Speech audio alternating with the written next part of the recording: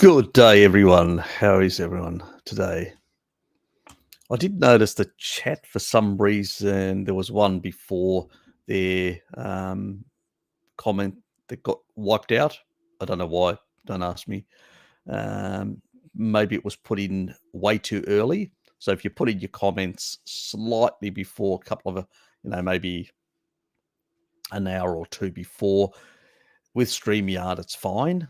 With Restream, it's not. But if you put it quite a few hours before, you'll lose it. I think it was something related to carbs and something related to vitamin D from memory. I do not remember the exact question because I just noticed that when I popped out the pop out, I thought it would keep it, but it didn't. It just wiped it. So, yeah, if you do want to ask that question again, the relationship between look, if you're talking about vitamins, I don't know whether he was talking about vitamins, but the only known cofactor, that means actual cofactor for carbohydrate metabolism, is thiamine. That's really it, you know. So in terms of the energy production from carbohydrates, you need thiamine. But if it's talking about the insulin secretion, it's actually, it's vitamin D is a sort of a proxy for calcium, and it's really calcium, and the regulation of calcium ions in the body is, actually works better with taurine. Taurine actually regulates and actually makes sure, and taurine also supports the islet cells inside the pancreas, plus can actually make them function properly. And then the beta cells can uptake calcium properly and function properly. And so you've got proper insulin functioning. So it's a lot of different elements. It's not just, vitamin D, all these things. If you've got deficiency in vitamin D, you're going to take less calcium. If you've got those genetics that recent video, that also can be a problem. Not enough consumption of calcium-rich foods. All these sort of factors can play in terms deranged, what we call metabolic syndrome, and it's possibly the reason why the metabolic syndrome levels of people European descent are much higher than other parts of the world, and it could be due to these genetics. The recent video that I did covering that. So anyway, let's move on. That person wants to re-ask that question because I can't remember it, please do, and I'll attempt to give you some sort of logic. I may have already covered it from what I've said, maybe, don't know. Richard, how are you, mate? You can be very low and not even realize it. I suspect the vitamin D thing. Yeah, it's most people don't even realize that they are deficient until they check. They may have certain symptoms, but they don't relate it to it. That is true. Darkfield, how are you, mate? One can be high and not realize it too. That's true as well. But you will, if you get scanned, hypercalcemia, yes, you'll start, if you maintain it at a very high level for a very, very long time, you will increase, soft tissue calcification. But how much it depends on your K2 intake as well. So and how well the retinol side of things are in your diet as well. So it's a bit more complicated, but yeah, I get your drift. Anyway.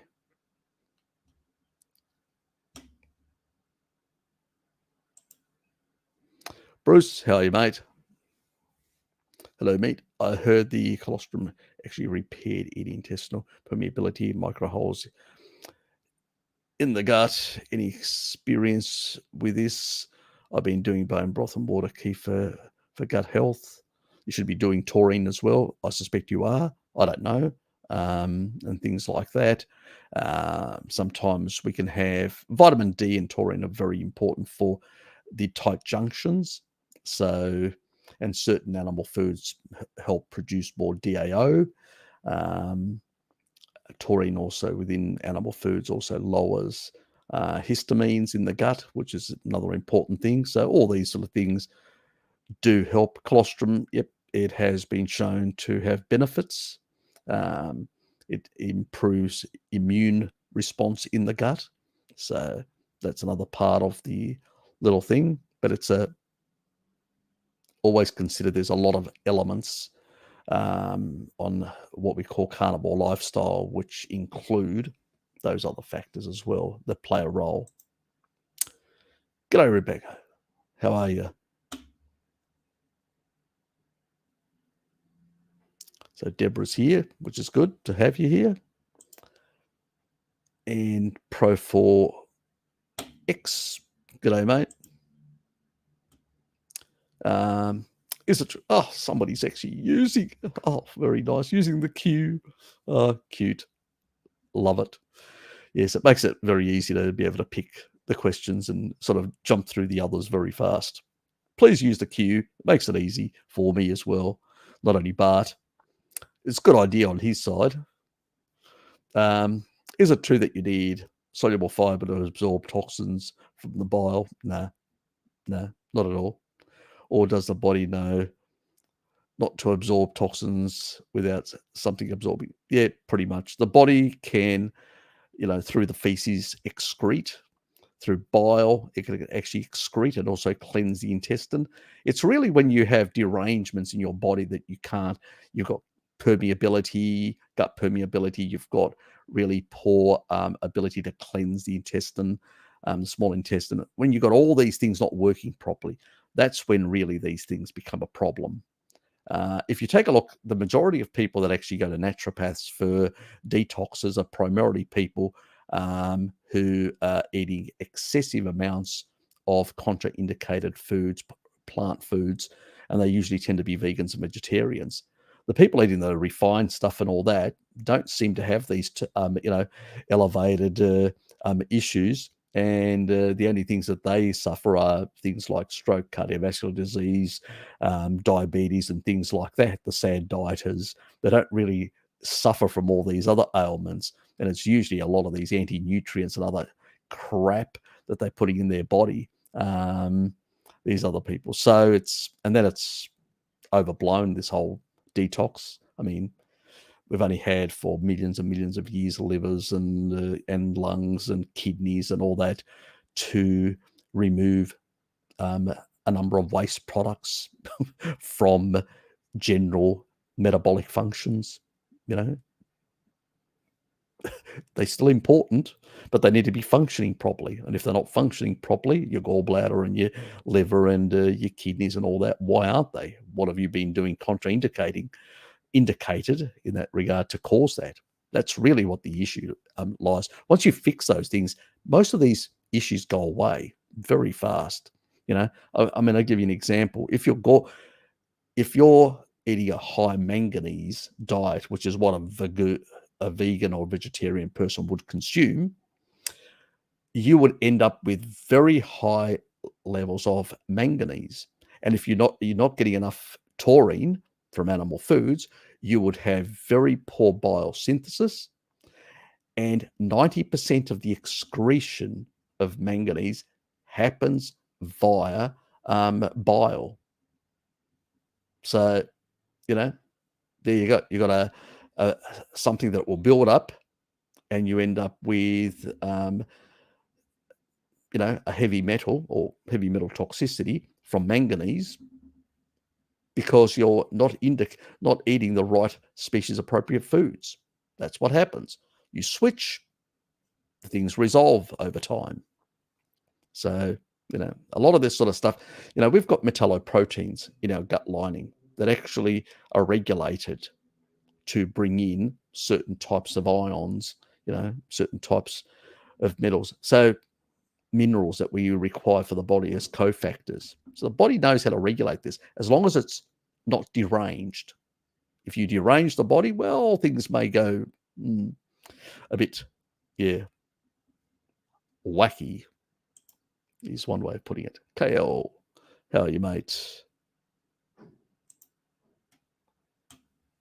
And Deborah's asking, eye floaters. A friend had an eye procedure. It worked, but doctor didn't do it perfectly, and he has floaters. Any ideas how to get rid of them? He is open to carnivore. Well, carnivore's going to help, but I think the biggest thing that it would help with this would be to reduce. It's not going to eliminate the problem. Some people have actually gone back for surgery, and actually, it's the actual lens you'll get, like if you get a bit of a scraping. So the procedure, when I did my LASIK surgery years ago, I didn't do it in Tasmania. I went to Melbourne to a doctor who had done, at the time, it was about 14,000, over 14,000 procedures. So it was a person, because I used to wear glasses as well, a person that was really good at, knew how to do it. In hindsight, I would have taken a different approach. But anyway, that's hindsight. At the time, I was a sad dieter, a completely different lifestyle, different thought patterns in my mind. And I did the procedure, and what I found was the doctor actually coached me through and said, I want you to focus like mad on that, try and keep your eyeball. I literally was nearly out of the actual bed that I was, I was pressing on those balls to try and keep the focus. And he had actually stopped at one at 2 intervals and then started up again. So did it really, the procedure really well in order. And I didn't end up with any of those sort of issues. Now, if it's not very clear how it actually happens, it's sort of considered not focusing enough, and sort of like slightly you'll get some irregularities in scraping, or the way it actually the actual the contouring that happens with that sort of laser effect. And as a consequence, it's actually the lens that you've, and that's a very hard surface which doesn't have any vascularity. That means it doesn't have blood to it, in a sense. And nobody's come up with a solution, so to speak. So the only solution that people have come up with is going in, having your own lens knocked out, and actually having a cut above the eyeball and dropping in. That's if you've got, like I've got, really large eyes, deep eyes, which you can actually put a lens in, and that can correct it without having that problem. It's what they do with some people that have got cataracts and all sorts of things. And that was given to me as an option but I went for the LASIK surgery rather than going for that option. There is nothing in the literature. I've looked. There's not even animal experiments. There are some rat experiments that sort of indicate that, taurine does improve the eye fibrosis, but whether it actually has any effect on the lens, I've got no idea. So I probably don't think so, but maybe improvement in the general health of the eye would also improve in the functioning of the lens, or the general perception of, the sort of the way light is perceived by. Look, it's a really hard one, Deborah. I can't really give you an answer to that.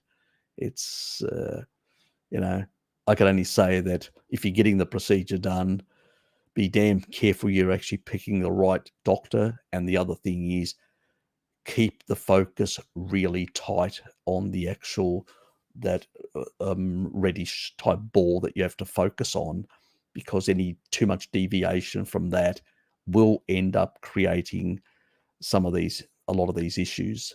I don't think anybody's got a solution out there in that regard. All I know is that my eyesight has improved with taurine. Most people that I know, even though others that haven't done this operation, this procedure, have improvements in their eyesight.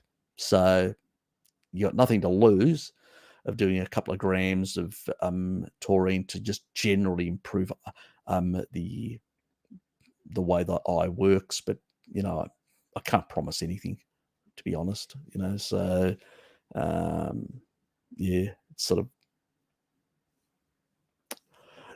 you're sort of stuck with it unless you go and do another procedure to sort of put a lens in. And I don't even know whether the person's got, if they've got their eyeballs are too small. They may have thick lenses, which allows for LASIK, but if their eyeballs are too small, you can't really put a lens in. So I don't know. To be able to advise, they would have to go and actually see a professional to determine whether they can do that other procedure or not. Or they can try the species appropriate diet with taurine and hope for the best. I'd be really interested to know the outcome, because that would be very interesting. But sometimes people have to experiment a bit. I did a lot of that sort of stuff to work out a lot of the stuff that you guys get to know. So yeah, that's all I've really got on that. G'day, Jenny. Trying to work out timeline for your healing protocol. How do if mitochondria is healed, when do I start fasting? Well, when it comes to mitochondrial health, you will notice that you're actually improving because your energy levels are improving. That's really what it is, fundamentally. If your energy levels are improving, you're healing better, quicker. Your skin heals. Let's say you get an injury on your skin that heals faster. It means you can produce more energy to do more work inside your body. It's really what it is. Because if you want to transcript enzymes, you could have all the cofactors. You could actually eat the perfect diet, have all the cofactors in there for the enzymes to work. But if you can't produce enough, you're not going to get enough work done in your body to fix things. So, some people use exogenous enzymes to help with that, but that's a different thing altogether. But generally speaking, mitochondrial health, you will notice from increasing energy and increasing healing rates. That's usually gives it away. I mean, young people that have got very much higher mitochondrial damage before they've damaged them with inappropriate high deuterium foods, seed oils in particular, and then highly refined carbohydrates, they heal much faster. They got more energy than us in, people like me at 56. So they've sustained less. They've been on the planet for less, and they've sustained less mitochondrial damage. So that's really what it is. Now, Pfizer is a senolytic that actually kills off senescent cells and cancer cells. So things that need to go, that are damaged and can't be revived in that regard. So that's where Pfizer comes in my terms of my Pfizer protocol. How to amplify it. You probably may have already seen the video, and that's why you're talking about it. So you already know the procedure. I won't bother you with that. But really, at the end of the day, it's diluting the level of deuterium in our bodies and, amplifying these other pathways of repair, which is with taurine, with better sleep, with blue blocking glasses at night. You guys see me with, I wear those blue blocking glasses at night, and I've got the sort of the different, lighting, low, zero blue lights in my home. So they all make a difference in improving sleep, improving melatonin production, which does a lot of the healing of the mitochondria. So, an increase in melatonin also happens because taking taurine at night, that sort of brings down cortisol and also not only allows melatonin to increase, but also helps with the synthesis of melatonin. So it does both, and regulates melatonin as well. It does quite a few things with it. So really, that's your perception of how it's going. But you got to be patient. Many years of damage can take a number of years your whole cells are going to be turned over in your own body. It takes about a decade, 7 to 10 years to turn over, and that has to do with the energy level. So if you're young, your turnover will be 7 years. If you're older with less energy because of mitochondrial deficiency, it can take up to a decade to turn over cells. Takes longer because you've got less energy to do it. It's all these things. Sorry, but to be a party pooper, but that's the sort of reality of how things are. I hope that sort of explains a few things in that regard. I'm going to do a bit more. I've got to do my final protocol for the cancer thing. I've got 2 other videos that I need to do, and then I'm going to do the final thing to tie it all together so it makes all sense. That will reduce the amount of questions I have to answer on the live streams as well. Ben, how are you, mate? Hi, Harry. Before I head to bed here on the East US, I just wanted to thank you for your videos and information you provide. Your videos on touring really saved my ass from the inability to hold water. You're welcome. You're welcome, Ben. I'm glad that your sort of electrolyte derangements have been resolved. People are not getting enough of those important sums, and some people they dump water and dump electrolytes much easier. There are genetic predispositions for that. I'm one of those people as well, and so especially in the tropics, I just dump like mad, absolutely dump like mad. And I've found myself many times with my heart literally pounding out of my body. And I used to, in those days, before I really understood what was happening, how to regulate that, I was pretty much just going in and dosing myself with high amounts of salt to stop it from happening, so I could stop my high heart rate in the tropics.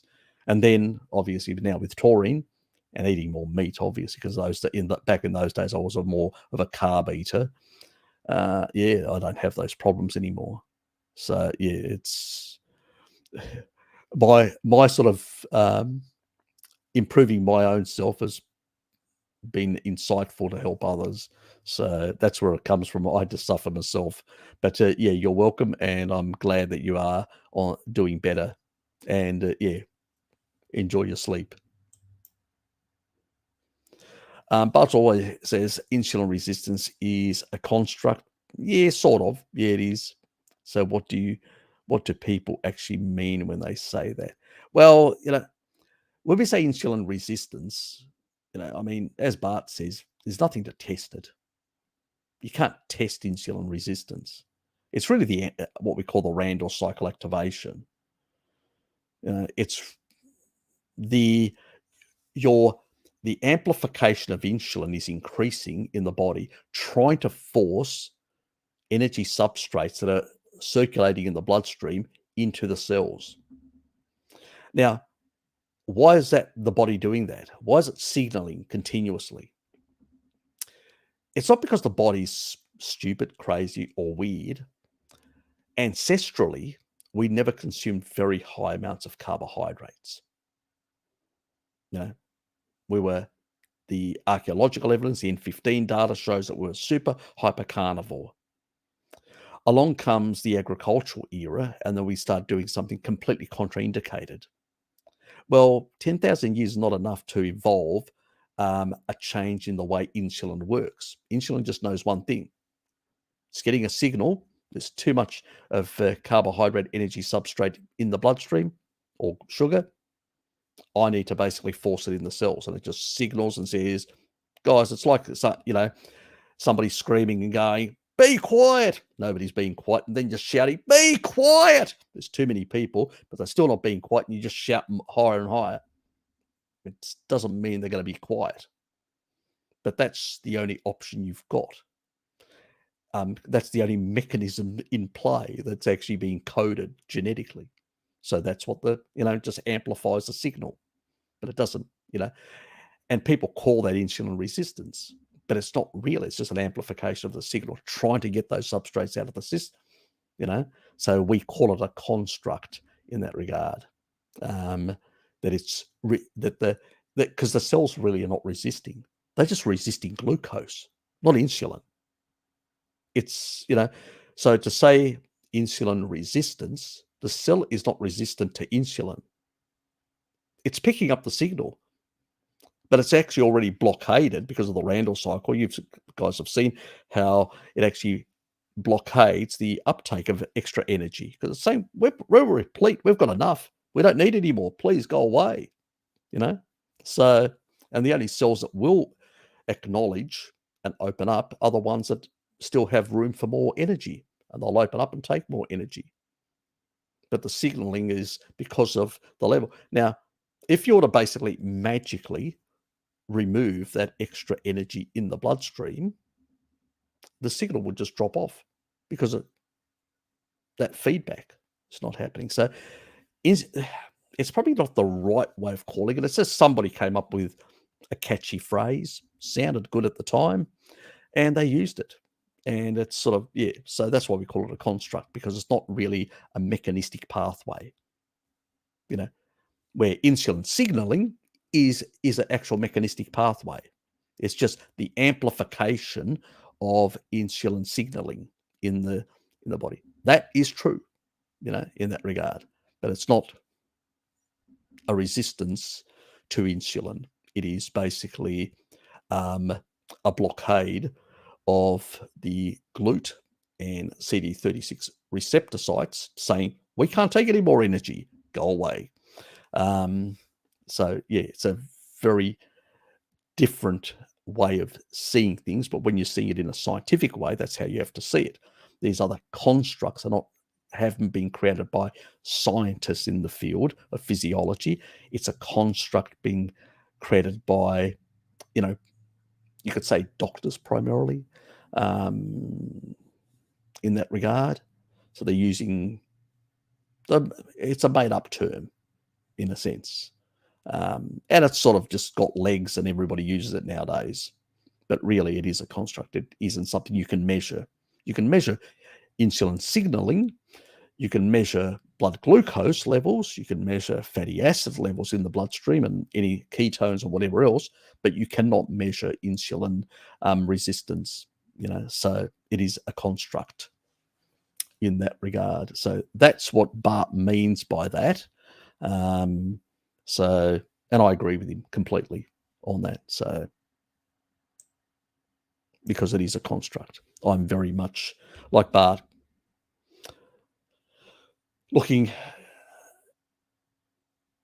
at mechanisms and then their interaction within the body, the complex interaction, and that's the sort of stuff that I do, and genetic transcription, genetics, epigenetic sort of interactions, all these sort of things, and sort of nuancing things. I sort of go a bit even further into that sort of stuff because I have a lot of interest in that, because I've had a lot of genetic issues myself. So I've had an interest in looking at that sort of stuff and that relationship. So that's why I've sort of gone down that pathway as well. But, those sort of things are replicatable truth. So insulin signaling is replicatable truth. All these sort of things can actually be measured, but insulin resistance is not replicatable truth. It is a construct of what is happening, and it's something that I don't like, and Bart doesn't like either. These sort of constructs, because they give the wrong view. And on top of that, what they do is they ignore the Randall cycle. By using this sort of terminology, most of these people are unaware of the Randall cycle. And due to their ignorance of the Randall cycle, they use this sort of terminology, this sort of construct. Anyway, enough polemic. Up Syndrome, how are you, mate? Joey's doing some kind of carnivore communal farm project in Georgia. Good for him. Europe in early 2023. How do you do things look for Georgia in the future? Some people have pointed out the region is quite unstable. Hard to say, mate. Hard to say. That whole region is very unstable. The Azeris are in conflict with the Armenians. You've still got issues around, in that part of the world. There's a lot of food insecurity issues because of a lot of the upheavals that are happening within that region. It's really hard to know exactly what the future is going to look like. We are through a very unstable period. That is quite clear. And it's something that we've been talking about for some time on this channel, on Bart as well has, and many others, and even through the pandemic period, so you know what I mean. We were talking about some of these problems that are arising in the supply chain. I did a lot of videos on that and explaining some of the things that are going to really go astray or haywire. And I was trying to be conservative, but I did actually put I did state that I didn't look good. And 2023 is going to be, if you go back to the Great Depression in the 1930s, 2023 is going to look more like that in the early parts of the Great Depression, when interest rates went really high and it just literally gutted the entire world economy. And I suspect they're going to be doing something similar until somebody starts actually bringing the bankers of the world under control again. So really what has to happen is the bankers need to be bankrupted. Banks need to be nationalized, and the governments need to reset the system. Because if we continue down this path of the current sort of situation, what we will see is a complete and utter collapse for many societies. We're heading for another Great Depression. And pretty much it's it's one of the best engineered Great Depressions that I've ever seen. Most of the others have been, accidental due to greed and many other things. This one has actually been quite well engineered. I can't say that, apparently, people say, but all the indicators of what they've been doing, under investing in energy and doing a whole lot of other things, and printing money like there's no tomorrow, and then jacking up interest rates. It's like the Roaring 20s when they were just printing like mad and speculating on anything. Well, in this case, it was all, just to basically keep people at home with big, so the short term, I can play my computer games at home while I get a big fat check from the government, generated massive levels of short term debt, and that needs to be serviced.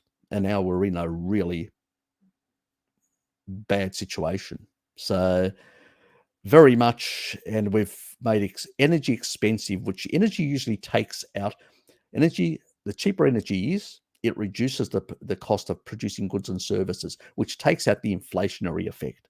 So not only have we increased the money supply for a very long period of time, but on top of that, we've contracted the energy supply. How crazy is that? Well, we're seeing it unfold at the moment. Absolutely crazy. These people, are outright criminals as far as I'm concerned from what they've done. Outright criminals. So yeah.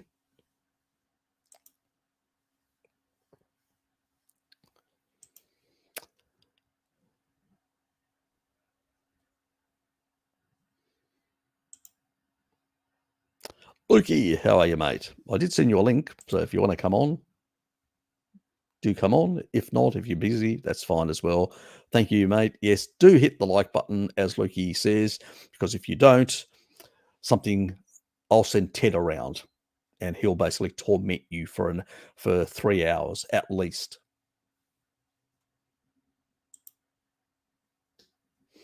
Yes, and it's mitochondria repaired and replaced. They will utilize it exactly. Yep.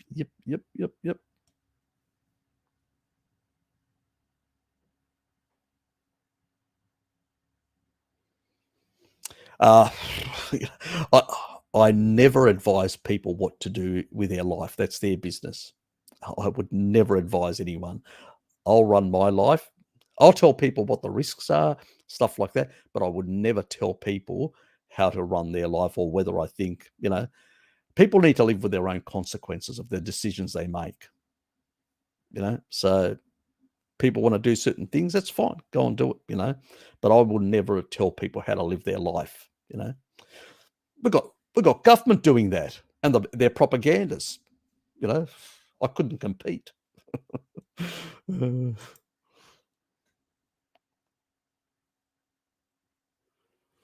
Oh, one of Bart's guests said S7.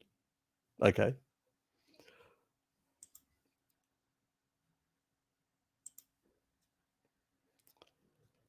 She has bottles of water on the windowsill for UV depletion of deuterium. True or not? Well, she's got Buckley's chance. She may get an extremely low amount. I mean, just buying Evian water is going to be many times. It's going to be at 146, which is 4 parts per million for average water around the world. And for some places where it's about 153 to 155, usually in certain areas like California, you'll have it slightly higher, 155 ppm in some areas, and there it can be like 9 ppm difference between the Evian water, which is the alpine water, and that water in that area. So, but yeah, you're not going to get much from a wind from UV. Yeah, you got Buckley's chance, and all the other stuff. Sort of, you'd actually, if you use the same electrolysis type, this sort of methods, you'd actually use far more energy. What they do is they actually have like this stack thing, and it's pretty much this stacking, a very high stacking. They're able to reduce the amount. It's like a distillation type thing. They're able to reduce, and this is many meters high. That's how you actually do it. So it's an industrial system that actually is being used to deuterium deplete water. So I don't think you're going to do it that way. From your own UV, from your own skin, you'll get far more depletion of your own deuterium in your body by being outdoors. So that's a healthy thing, let alone you're also going to get water-soluble forms of cholesterol, which is really important for the integrity of your cell membranes and prevents them from exploding. So it actually controls the pressure differential. So yes, that's for another day, another video. Gabrielle, how are you? I can sleep on a carnivore diet now. I'm happy for you. It's probably the taurine in the meat that's doing it for you. And a number of other things as well that help. HD, how are you, mate? Or thinking that people are approaching hormonal aspects of aging incorrectly. Mentioned it before, but it seems that it's IGF-1 that's at its core, but not from the usual conventional view. Oh, IGF-1 is a problem. Derangements in IGF-1, derangements in insulin, derangements in mTOR, overactivation and stuff like that. Yeah, it can be an issue, but that's when you're doing contraindicated things, HD, and only then.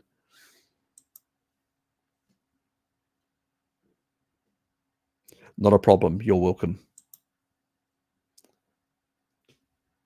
A bit of a segue with all the claims of biological clocks that tell one's real age. What do you see as being a better marker? Signals associated with senescence loads or mitochondrial health? I think mitochondrial health and senescence are really the key markers in my book. A lot of the other stuff, it's never been 100% proven. Maybe, but I wouldn't basically claim that it is the case. But for me, it would be level of senescence. And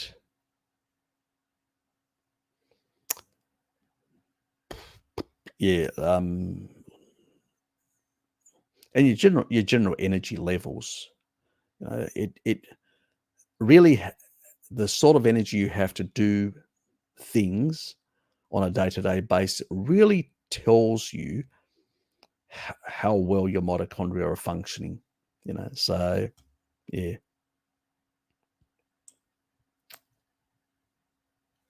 G'day, Mike. Hi, Harry. Happy to see you.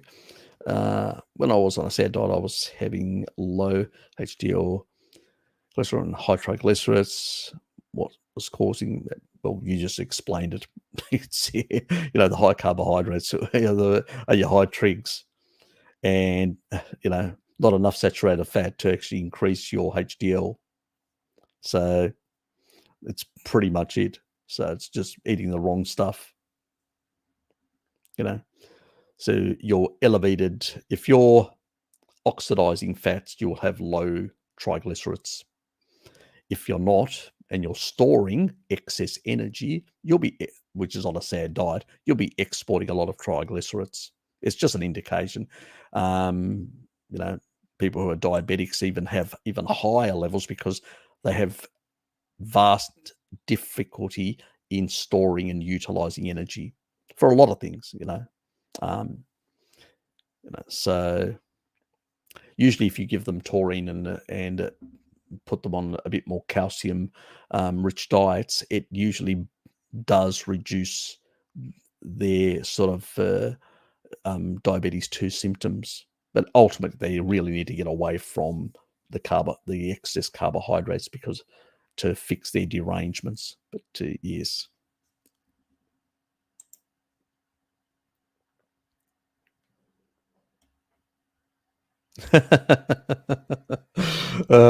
Richard, yes. You mean stabby boy?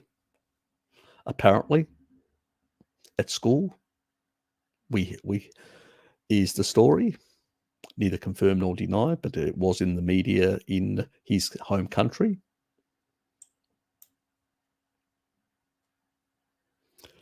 Hi, Harry. Yesterday came for 6.5. That's quite high. Doing strict carnivore, red meat, moderate eggs. Worried lately, having palpitations, cramps at night, and all that. Have you seen my Latham? Have you seen my recent video? You may have genetics similar to me, even which means that you need more calcium. So that may be your issue, and I don't know what your vitamin D status is to pull in calcium as well. So do play around with that. Do play around with taurine as well, because there could be electrolyte issues there happening as well. So do play around with that. But with an elevated, A1C, I would say also you're probably not getting enough calcium, and you've probably got certain genetics, so you're having greater difficulty clearance. So if you're not able to get enough calcium in to improve the functioning of your beta cells to deal with, your insulin to deal with,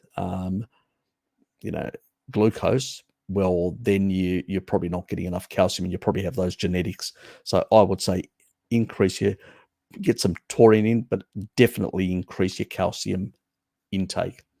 And check my recent video. It will provide a lot of insights into your problem. That will save me having to go and do a long answer to your question. See what happens when you do videos? You can save yourself a lot of answering. Fetty Finn. Diesel shortages are here. 14-day supply for US. Yeah, I know it's been coming down quite sharply. Plus 6 hours for us. Strategic reserves. G7 plus EU mad. Signed up a petroleum price cap. OPEC plus already warned this is suicide and won't be following. Yeah, it's just madness. Absolutely madness. If you want to discourage investment in petrochemicals, yeah, just basically put a whole lot of caps on them. That's going to be the solution.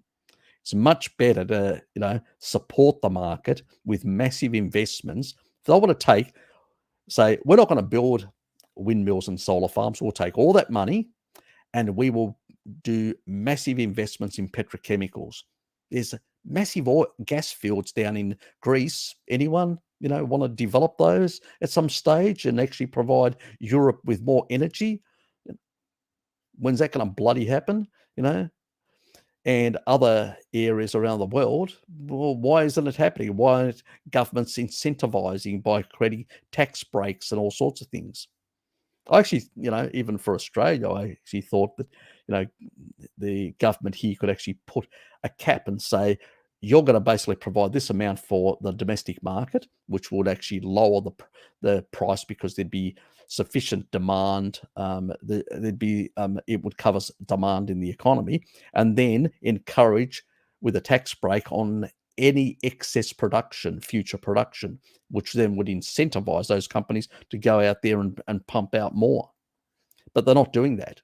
So there's a lot of things that they're not doing, but they're definitely giving a lot of tax breaks and money to wind mills and solar farms. So yeah, priorities are wrong. And that's why I'm saying things are going to get damn worse until we start kicking some of these arse hats out of government and out of parliaments and Congress and Senate and whatever else. You guys, different parts of the world are going to elections at different times in around this period. Well, you better start voting differently if you want to resolve this problem. You may not agree. I've voted in Australia recently for parties that I did not agree on many issues, but I agreed on some of the energy stuff and all that. And at the end of the day, I wanted things to be sorted out, the big things.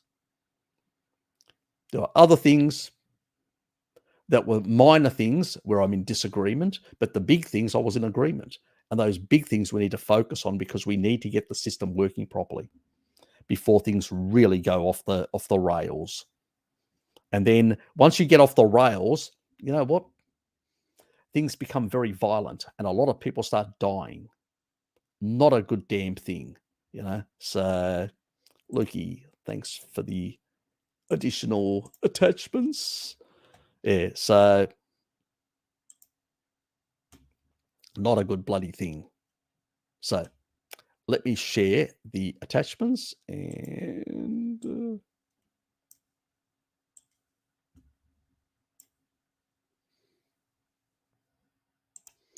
I'll put those on the screen for you. So I will present, share screen, get the right one. They've changed it slightly, so I have to. Okay, that one complicated it for me. About time. Excess organ consumption, criticism for Carnivore, electrolyte issues. Excess organ consumption, criticism for Carnivore, electrolyte issues, carbs, glycation, Randall cycle. Yes, our dear friend Salad Boy, he's lost the plot. Yes, at that stage. Yes, I think you actually mentioned that you put a comment in, and I said maybe, we don't know whether with my recent video whether he has an inability to absorb calcium, and he was getting all these cramps and all that, even though he was doing electrolytes and he was doing all these sort of things, and probably not eating enough protein meant he wasn't getting enough absorption of calcium, plus not eating calcium rich foods wouldn't have helped either if he's got those genetics, plus not getting enough taurine would have been the other things to regulate all that stuff. So he's probably doing a number of things wrong, and that's why he found himself that it was the easiest way of raising insulin to basically hold on to your electrolytes would resolve the problem. Yes, but then you bring in deuterium, you bring in a whole lot of other contraindicated things that are going to cause you problems in the long run.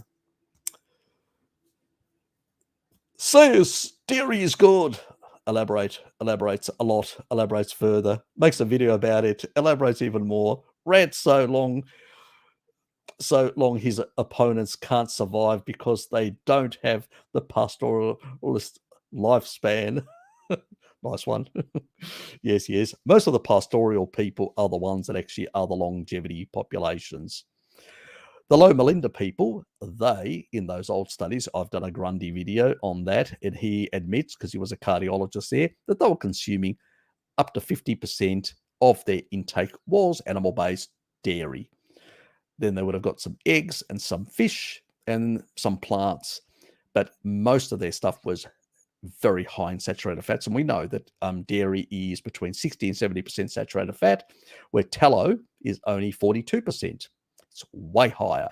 So the high saturated fats, the medium chain triglycerides, the short chain fatty acids in the dairy, these things seem to be very indicated. And if you've got the genetics that you can tolerate the dairy foods, well, you seem to basically live much longer by combining meat and dairy.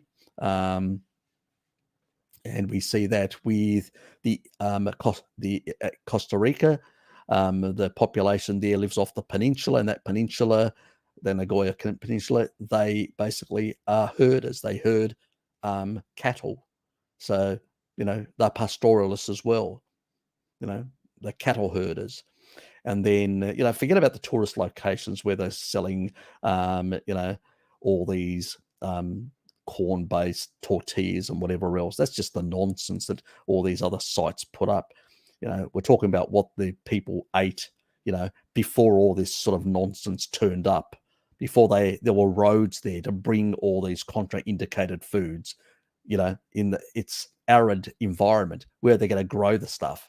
Give us a break. At most, they had a bit of seasonal fruit, and they actually showed certain fruit trees which are very tarty. That because they actually, I saw in a video, very tarty. Like traditional fruit were seasonal and very tarty, not a lot of sugar in them. It's just nonsense. And you take a look at Ikaria in Greece. Mary Ruddock went. She's a nutritionist researcher, and I've interviewed her. And she went into the mountainous areas. They're all pastoralists, goat herders. Same thing, up in Sardinia. And my great grandfather lived to 107, and he comes from a mountainous region as well. Goat herders. I mean, I even herded goats for my auntie, dad's sister. So it's just bullshit. I just wish I'd actually stuck to that diet. And when I came back to Australia as a teenager, I didn't adopt high seed oil and low fat, high carb diet and do so much health damage to myself. That's how really well the brainwashing worked, even on me and everyone else. So yeah, that is really what it is. And and then when we look at the other longevity population, what do they consume? Piggy, a lot of piggy and wild piggy. So, and that's the Okinawans, and very small amounts of those purple, very fibrous purple type sweet potatoes. They're not like the stuff you find in the supermarkets, those golden. They are high carbohydrate, completely different one from the other. And they have 80% until they fall. They undereat, which we know undereating actually increases longevity as well. And they're quite physically active, all those old people. So it's just, there are lifestyle factors and, as well at play. Absolutely nonsense. And you hit the nail on the head. Yes. I go, Maasai, Mary Ruddock found a lady there, 120 odd, they said she was. And even if she wasn't that, even if she was just slightly over 100, still pastoral. Again, they're a pastoral society. She couldn't keep up with an 80-year-old Maasai. Please, really? Dairy's that bad? This is my opinion about people that say dairy's bad. Unless you've got genetics in which you can't tolerate it, fine. But don't basically make up a whole lot of bullshit, which a lot of people do, unfortunately, in this world. Anyway, I will stop shedding and I will go back to this sort of stuff. A lot of things. A lot of things. Are you doing a lot of bodybuilding? That can, you know, there's a lot of things that could oxalate dumping could cause it. Just general, consuming more protein can actually increase slightly, but it's not going to it's not a big problem. There'd have to be a whole lot of other factors as well. Drop me a line with some details, and then I'll look through it and tell me what you're eating and what you're doing and stuff like that. And then I can give you a much clearer indication of what it could be. From very little information, it's very hard to basically come up with a good enough answer. More so meaning IGF-1 is not not a problem. Yeah, exactly. It's not, but would be necessary for a certain extent for youthfulness. Yeah, it is. If you've got very low IGF-1, you're going to die very early. It's really the over-amplification of IGF-1 and insulin. Insulin and IGF-1 in early organisms, we're talking about millions of years ago, there was no insulin. There was no IGF-1. They were the same. Pretty much the body produced insulin, IGF-1 as one molecule type thing. Then, over evolutionary history, there was that separation. Why? Don't ask me. We don't know. There's a lot of speculation, but I'm not going to speculate at this point. I'm still investigating it, and I haven't made up my mind yet on it, the reasons for that separation. But they go in lockstep. So higher insulin will drag up higher IGF-1. Lower insulin, lower IGF-1. They go in lockstep. And insulin and IGF-1 do drive mTOR activation.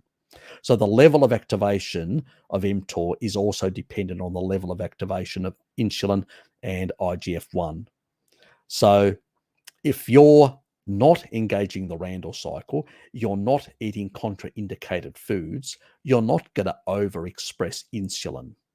The thing that I've talked about, the insulin to glucagon ratio, when you're on a a carnivore diet, your insulin to glucagon, that means how high your insulin as a ratio to glucagon is 1.3 to 1, which means it's really pretty low. Just eating a potato diet, the potato diet, which is you can lose weight on it and all that on the potato diet. It's a 4 to 1, slightly higher. So if you're eating a McDonald's, fructose and cordials and every other crap under the sun, you can have an insulin to glucagon ratio of 70 to 1. Did you hear that? 70 to 1. Massive orders of difference. That will drag up IGF-1 to very high levels, and it will drag up mTOR as well to very high levels. So is it the meat that's causing the elevated IGF-1 and mTOR? No. It's basically the mixed diet of crap that's actually causing that. And it's a sad diet is that they basically compare in all these studies, the general population that's on a crap diet most of the time. So obviously, and then they make associations and say, oh, it's the meat. Really? Just because of amino acids? But, these things can also be activated by carbohydrates as well. So in combination, so if you eat just carbs on their own, as I said, the insulin to glucagon ratio would be 4 to 1. So it'd be lower. That's a vegan diet with a low-fat vegan diet. Very catabolic, but that's what it is. On the other side, you've got the carnivore, keto, whatever, which is a 1.3 or slightly lower, or slightly above that, but it's still in those low levels where you're not overexpressing insulin, IGF-1, or mTOR. And so, but if you're on a mixed diet of processed crap, you will definitely be overexpressing those things, and that's really where the problem lies. If you're fasting continuously, chronically, those things will be in the toilet and your tissue will fall to bits. So both are not indicated. So really what is indicated?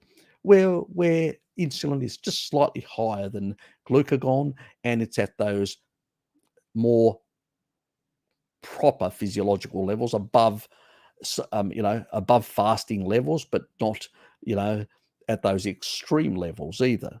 So that's really what's indicated, and that a low grade ketosis as well, like we see in the Messiah, which Mary did a whole lot of pricks on their blood to see what their levels were, and they were around about 1 millimolar on average throughout the day and over many days. So they didn't really vary much. Why would they, since they're reading the same stuff all the time? So, I mean, that's really the stuff. So, yeah. Anyway, what is your reply to Indians who say Alexander never lost a battle? Is Western propaganda? He never did. Clearly, he never did. And there is plenty of archaeological evidence independent of Greeks to claim that. There's Chinese sources and there are a whole lot of other sources. So they're not only Western sources, there are also other sources within the region. There were Bactrians, like Central Asian people that fought with Alexander, that also talk about him defeating Porus in that battle at the Hydaspes River. So, and he then declared basically an alliance with Alexander after his defeat, because he asked him, and he said, what would you like me to do with you? Alexander asked him, and he said, well, treat me like a king that I want to be, in a sense. I can't remember the exact words. And he said, fine. So he was a vassal king of Alexander's. So, that is a reality. And the Bactrians recorded that. There were actually Bactrian archers that were basically, these are Central Asian people from Afghanistan type of area who were part of Alexander's military. They had joined after he defeated the tribal groups in that region in Bactria, and forced them to an alliance. And they joined some of his people. These people had joined his alliance. So, and then later on, there was actually a kingdom that was actually created by Alexander's officers. It was called the Greco-Bactrian kingdom. And they used to write things in both Greek and Bactrian back then. So these are things well recorded. It may be uncomfortable for modern people, but when a lot of these countries, you have to go back to the original sources. When we look at the original sources back then, it's quite clear what happened. Modern fabrications are not clear sources. Unless you can show me ancient sources, I say to these people, you've got nothing but propaganda, modern day propaganda. And I'll leave it at that, because, you're not going to argue. You're not going to achieve any argument with anyone who doesn't want to listen. It's like, I've had arguments about, the Treaty of Lausanne with Turks and the Montreux Treaty and all that. And they don't understand that. And I don't argue from emotion. I argue from fact. And all my comments, and that's why they can't get at me, because I don't say to them, you're a dirty Turk and this and that. I don't use any of that language or profanities. I'm respectful. I disagree with you, and I'll tell you why I disagree with you. Here are the facts. Learn to cope with them. Your brainwashing may not allow you to cope with them, but these are the facts. You are violating this, this, and this. You're saying the Greeks are violating that. No, they're not. This is what the treaty says. This is what they're doing in compliance with the treaty. So where do you see the problem? So I go through these steps. Sometimes my replies can be, quite long, but they are comprehensive. I'm a details person. You guys know me, and if I thought that Greeks did certain wrong things, I'm not going to hide from it. It's the reality. Yeah, certain things happen. Certain things happen in the War of Independence that we're not completely proud. The official line is we gloss over it, but these things did happen. Why? Because, certain people, the Sultan had butchered a whole lot of Greeks, and because the rebellion in the Peloponnese, and then also killed the patriarch, which is the leader of the, it'd be like killing the Pope equivalent, something like that. And the Greeks just were so enraged. Yeah, there were certain people that were knocked off, where they could have been taken captive. So, and it was only Kolokotronis who intervened and stopped that who was the leader, and he had intervened earlier to try and actually allow the Albanians and others to leave. He encouraged them. He said, those who want to leave, leave. But the common soldier, we talk about back then, was very enraged of what had happened, the atrocities, and so wanted revenge. People do nasty things under those sort of things, but it wasn't something planned. It was just a reaction from the common soldiery that was pissed off with, with the atrocities that had been perpetrated on others. But you've got to acknowledge that it did happen. So I don't have a problem with that at all, at acknowledging those things. But a lot of people, they think I'm less patriotic. No, you're not. Just be honest. Everybody's got skeletons in the closet, so to speak, when it comes to their own nation. Just be honest about it. Some people like to hide for their own nefarious reasons, but that's why I win arguments, because I don't. I'll acknowledge the areas that, I'll say, yep, but the areas that I know that, are not, no, and I've got the proof, and I'll outline it quite detailed. And I'll go to independent sources. I never use Greek sources when I'm arguing. I go to independent sources for all my arguments. So, yeah, where most people will just go to modern sources, which are just bullshit, made up stuff. Really? Please provide me with an ancient document and source. They can't. And that's why they just, because they can't come up with that evidence, ancient sourced evidence, that, they've already lost the argument, because we can.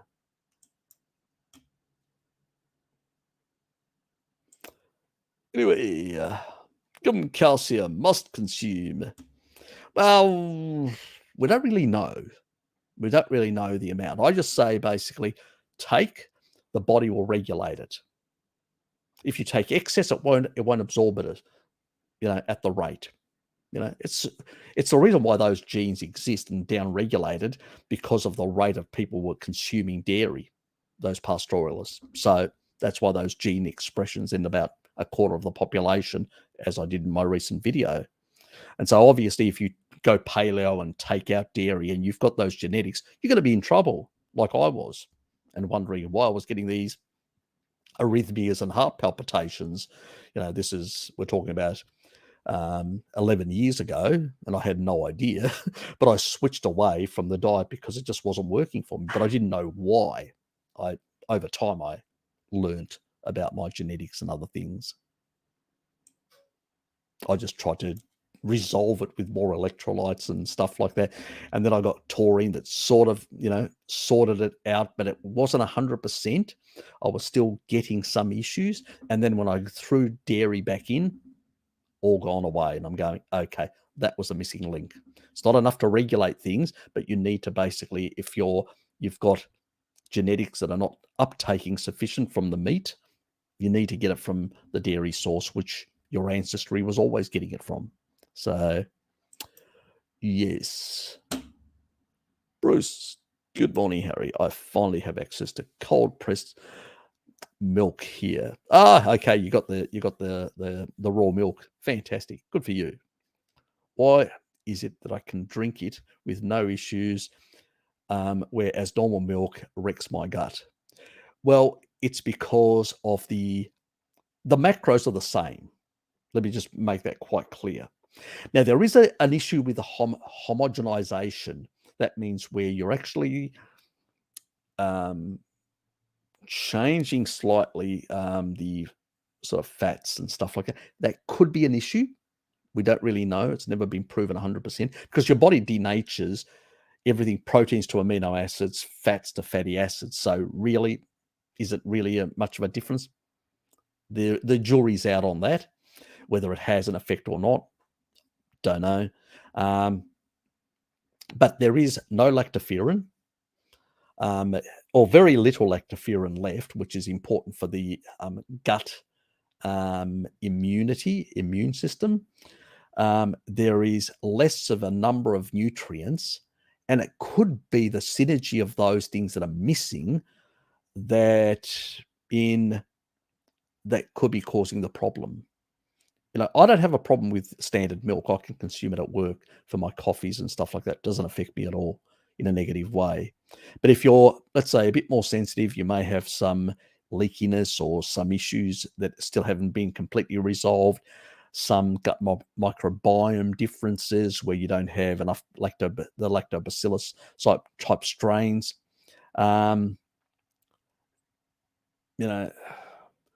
Maybe so you can't process it as well, but you don't have the lactose, but you only got one of the lactose persistent genes activated, not the other one. So you're not producing enough enzymes, and so you're not producing enough to break down the sugars, and that's causing the problems.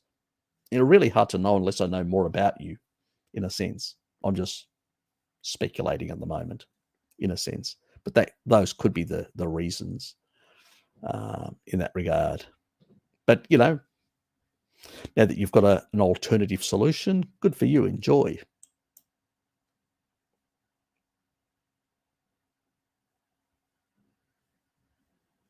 Pretty much. I use that term. I don't use it at work anymore because it'll get me into trouble.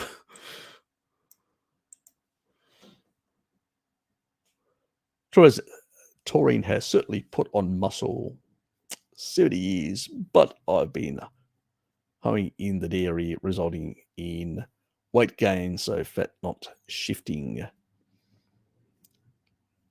Well, if you're drinking, remember the Maasai are only actually having 2 glasses of milk. They're not having like shitloads of milk. And 2 glasses of milk are still going to keep you in ketosis in that regard. But if you start drinking liters and liters and liters and getting too much carbohydrate component, then it could be an issue. So, don't over consume dairy. And if you're going to consume things like cheese and stuff like that, if you're going to do anything.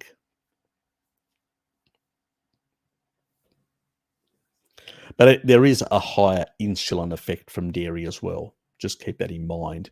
So I usually say to people, spread it out. Spread the dairy out throughout the day. Don't have like big boluses of dairy in one hit. Unless you're actually doing weightlifting and stuff like that. That's a different thing altogether. Because not even the Maasai do that. They'll have 2 glasses of milk throughout the whole day with blood. And that's because they're out with their animals and they'll have some, that's all they do. They don't consume massive amounts. They sort of undereat in those days. They're under eating in those days, in a sense. So that's why they don't have any ketone issues. They're still getting from their own body energy. They're tapping in. If you're excessively overeating all the time. And with dairy, it can be a problem. People sometimes do binge eat dairy, and when I say eat some dairy, fine, don't binge eat dairy, so that can be a problem as well. Excess energy, especially at your age, at 70, you've got less mitochondrial efficiency because you've probably done a whole lot of contraindicated things in the past. You do not have the same efficiency that a Maasai has. Remember, Mary couldn't keep up with an 80-year-old up a hillside. Why? And even though she's done low carb and made herself fit and all that, it takes decades to repair mitochondrial damage. It does not happen quickly. You have to eliminate a lot of things and start doing things right. And slowly over time, you'll start healing and repairing, better sleep, better melatonin, all these sort of things, taurine at night, It's not easy. Not an easy solution. There's no magic pill to restore new mitochondria at pristine levels like we had when we were young, unfortunately. And even if you lower the deuterium level in your body, that's just stopping the damage. It's not repairing the stuff quick enough. That's the missing link in, the guys that are doing the deuterium depletion. They don't realize you need taurine to do the repair. Dogs produce a lot of endogenously more than us. That's where they're getting it. That's why the DDW25 works on them. But it doesn't work on other animals, including humans as well. The missing link, what do I say? Eat a carnivore diet so you're getting enough taurine and supplement.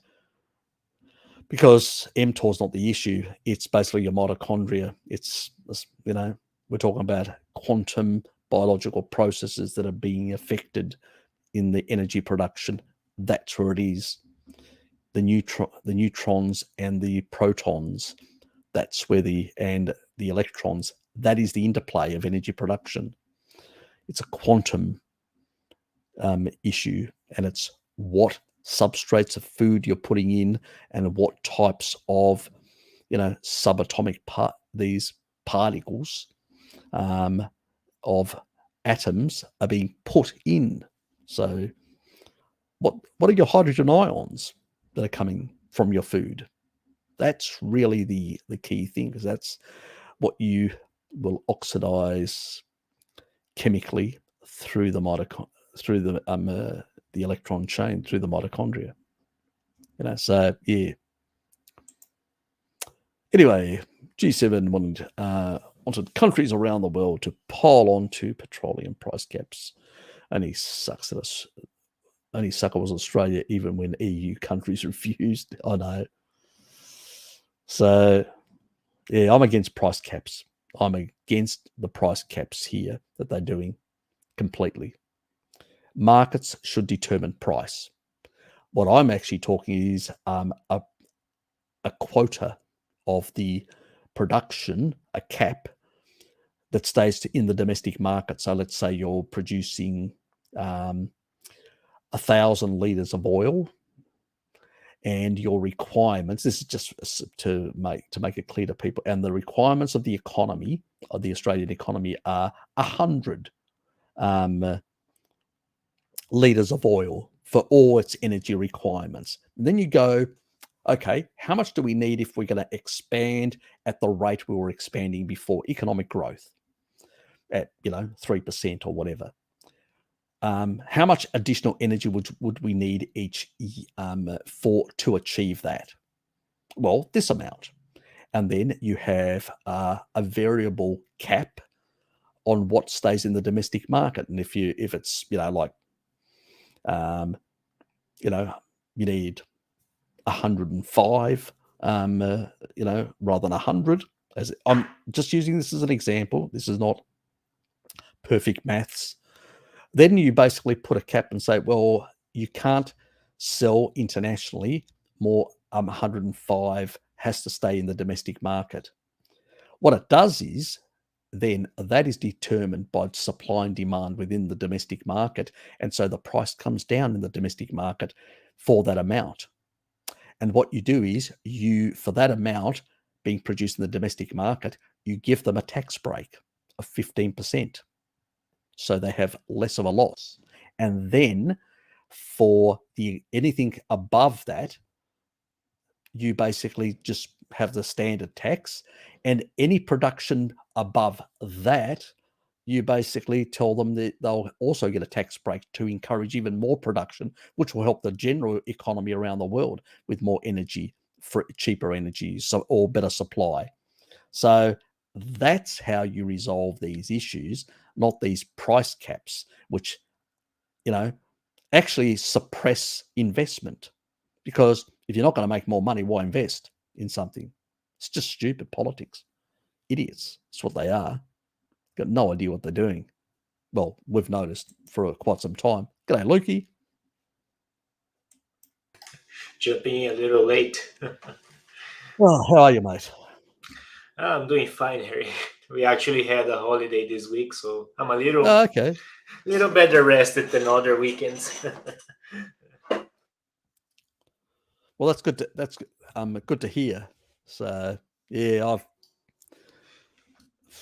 had a few things that I had to do, and I had some couple of days off, but I ended up basically using them mostly for, I'll just turn that off for a sec, using them mostly for family and friends and other things that I had to deal with and stuff like that. So I've been a bit haphazard. Occasionally I'll do a video here or there, and it's always in the evening when I've got a bit of free time, and I go, I'll make something, or I hear something on the, other people are talking about, and I go, that's just bullshit. And I have to, I'm compelled to basically answer to that stuff without attacking anyone, just laying out the facts. This is how it is, guys. This is the information. Do with it whatever you like. You want to come and debate me about it? I'm free on my live streams at any bloody time to debate any of this sort of stuff. But or just have a friendly conversation about it. It doesn't have to be a debate. It can be just a friendly conversation, about it in that regard. But there's a lot of myth, though, in the low carb community, and I'm not talking only the carnivore, the keto and all that, the paleo community. There's a lot of mytho that exists. There's a lot of mytho around dairy. God, it's just horrendous, the amount of nonsense that was generated by the paleo community years ago. So, and the veganerized community. I just have to say, it feels like I can't go a day without becoming paranoid about my dairy consumption, because I'm always seeing someone saying that, no, I was having terrible inflammatory reactions and I had to take it out. And like, since I'm recovering from an autoimmune disorder, I'm always like a little bit paranoid, and I always see those people saying those things. I'm like, oh God, how can it be so bad? But just look at you. You did a carnivore diet. You did taurine. You did good levels of vitamin D. You had Hashimoto's thyroiditis, and you did raw milk and then milk and stuff like that. Yep. And the stuff that you're expecting to find didn't happen. Yep. Actually, the complete opposite happened. Exactly. And a lot of people, when they have sensitivities to dairy, they complain about their hay fever not going away. Yep. But mine went away. Exactly.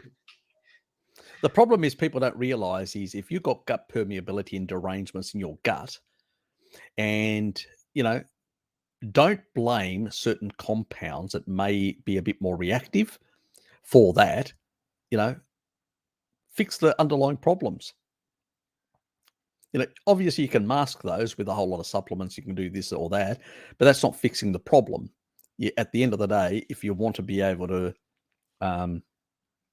consume a variety of these sort of foods, you need to do that. I mean, I've got people from, hello Kitty, also Mr. Baby, both of them had so-called lactose intolerance. Well, they don't anymore. They consume dairy, both of them. And they come from southern China, from Hong Kong. Okay, so they, people that are considered to be, Cantonese lactose intolerant. If you ask anyone, they'll say, yeah, they're all lactose intolerant, or most of them. And most of these people had, symptoms of, gut problems and diarrhea and all sorts of things when they consumed milk products, dairy products, and all sorts of issues, gut issues. They don't anymore. So they realize once you heal, because you've been consuming inappropriate foods that cause the problem in the first place, the permeability and all the other issues, the derangements in your gut microbiome, once you fix those issues, all these things go away, the problems in being able to deal with. And they are truly enjoying their milk consumption. My coffee's gone completely cold. I forgot about it. Anyway, I'm used to at work to be plowing through work and then drinking cold coffee, so it doesn't bother me really. Luckily.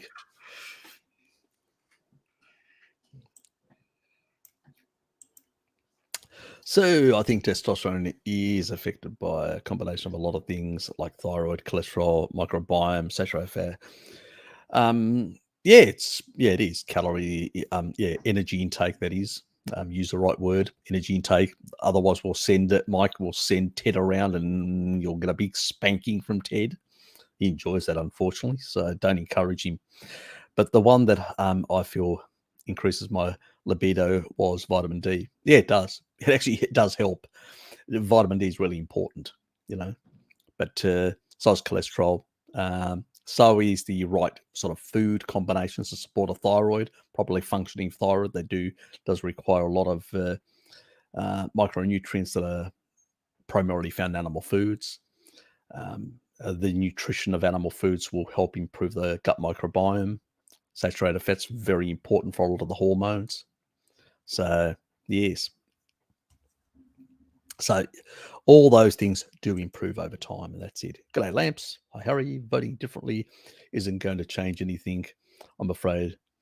Those who count the votes determine the outcome. Depends on which country. At the end of the day, I can't, populations will have to make their choices the way they go about it. I think you can use, I'm not a subscriber of violence. I do believe in a bit like the Gandhi approach, but not exactly his approach, but, peaceful civil disobedience, basically saying, we've had enough. And at the same time, out of such a movement also can actually emerge a new leadership that could be elected in to change things that are very different thinkers that are not part of the traditional establishment. But that takes a lot of work and a lot of citizens. And as I've always said, it starts from locality. You start, because most politicians start at local government, then they go to state before they go to federal government, or regional governments before they go to national governments in those countries that don't have a federation. And that is how it usually works. So if you, in your own localized communities, can actually change the political map in those areas, and other people do the same thing in their localities, then you'll end up creating people that are closer to the population and will make the sort of changes that are required. So it can happen, but it takes a lot of effort and time. It's a slow approach, but it's less bloody. But if you go the bloody approach, you can actually lose everything. And we've seen how revolutions can, French Revolution, guillotine never stopped, and many others, and things can go very violent and very nasty, and a lot of people can die, even many innocent people, for no good reason. They're just at the wrong place at the wrong time. So that is not something that I subscribe to, and never will. I'd rather live under a society that has some restrictions and isn't the perfect society, rather than live under a society like Mao's or stuff like that, which is just hell on earth. No thanks. And that's the danger when you go down that path. That is why I say we can't pass on the responsibility to others. We as citizens, that's the one thing my ancestors understood. That's why in Greece, everybody's a philosopher. Everybody's basically, well, they think they are, but they're not, but they think they are. But that mindset means that everybody views themselves as having value as a citizen, to have an opinion about something. And that's important, because most populations don't think that way. And that's the problem. That is the thing that we have to develop, an attitude of citizenship, of being a true citizen, of actually participating in the society and involving yourself in. Because if you give power to others, they will do whatever they like for their own interests. And then you've only got yourself to blame for that. And that's what a lot of populations have been doing, because we're saying, well, as long as I can feed myself and, live comfortably, I don't care who's there. But eventually, things go the wrong way, because when you elect people in that fashion, you end up with very corrupt people in the end, and they only care about themselves and really stuff things up completely. Popularists and whatever else. And that's what we've actually had as a consequence, As I've said, Trump's not going to save America. May improve things here or there, but let's not forget the lockdowns happened under him. The mandates happened under him when it came to the jab. and many other things happened under him as well in terms of the way things were managed. It could have been done very differently. And we've had other people on the other side of the political aisle that actually had some different views, and they were less restrictive, like we saw in some of the social democratic people in Sweden, which was much less restrictive, and they did less damage to their economy. So it's not a right-wing, left-wing type argument here. There are people on all sides that are reasonable people that understand how things should be run. There are good people everywhere. Not everyone's got all the solutions. That's why I'm a very eclectic, centralist in my sort of views. There's always good things to be found on both sides of the aisle, in my personal opinion. So I'm a practical person. Give me a good idea that actually works and is practical, and I'll support it. Give me something that is just too ideological and airy-fairy and whatever else, and I think you're not only a crackpot, but a very dangerous one, because you're likely to basically kill a lot of people to implement that utopia. And that's far more scary than somebody who's got a practical idea that just gets it wrong. You can still elect them out, and still they may come up with a solution when they realize, oh, that didn't work. So yes, we need more practical people. And in the past, we used to have more. That's why we had better statesmen in the past. They weren't perfect, but they were much better than what the current ones are, because they understood. They came from the population. They were not only a bunch of university graduates, but they were people that either worked in law firms, worked in accounting firms, worked in building firms, worked in a number of different areas of industries, and they knew how those things ran. Others were doctors, and they, that actually knew how hospitals ran. And when they went into politics, they knew what the problems were in their industries, in their areas. Some did the right thing, some didn't, but that's a different story altogether. And society isn't perfect. We're not perfect, so it's an imperfect world, a fallen realm that's, and we can only get to a degree something better. But at the end of the day, we also need to take responsibility as citizens. We just can't, outsource it to others. That's dangerous when we do that. And we're paying for it now by outsourcing it to little organized groups, radical groups on both sides. And that's extremely dangerous for society, because they are the ones that usually start killing people.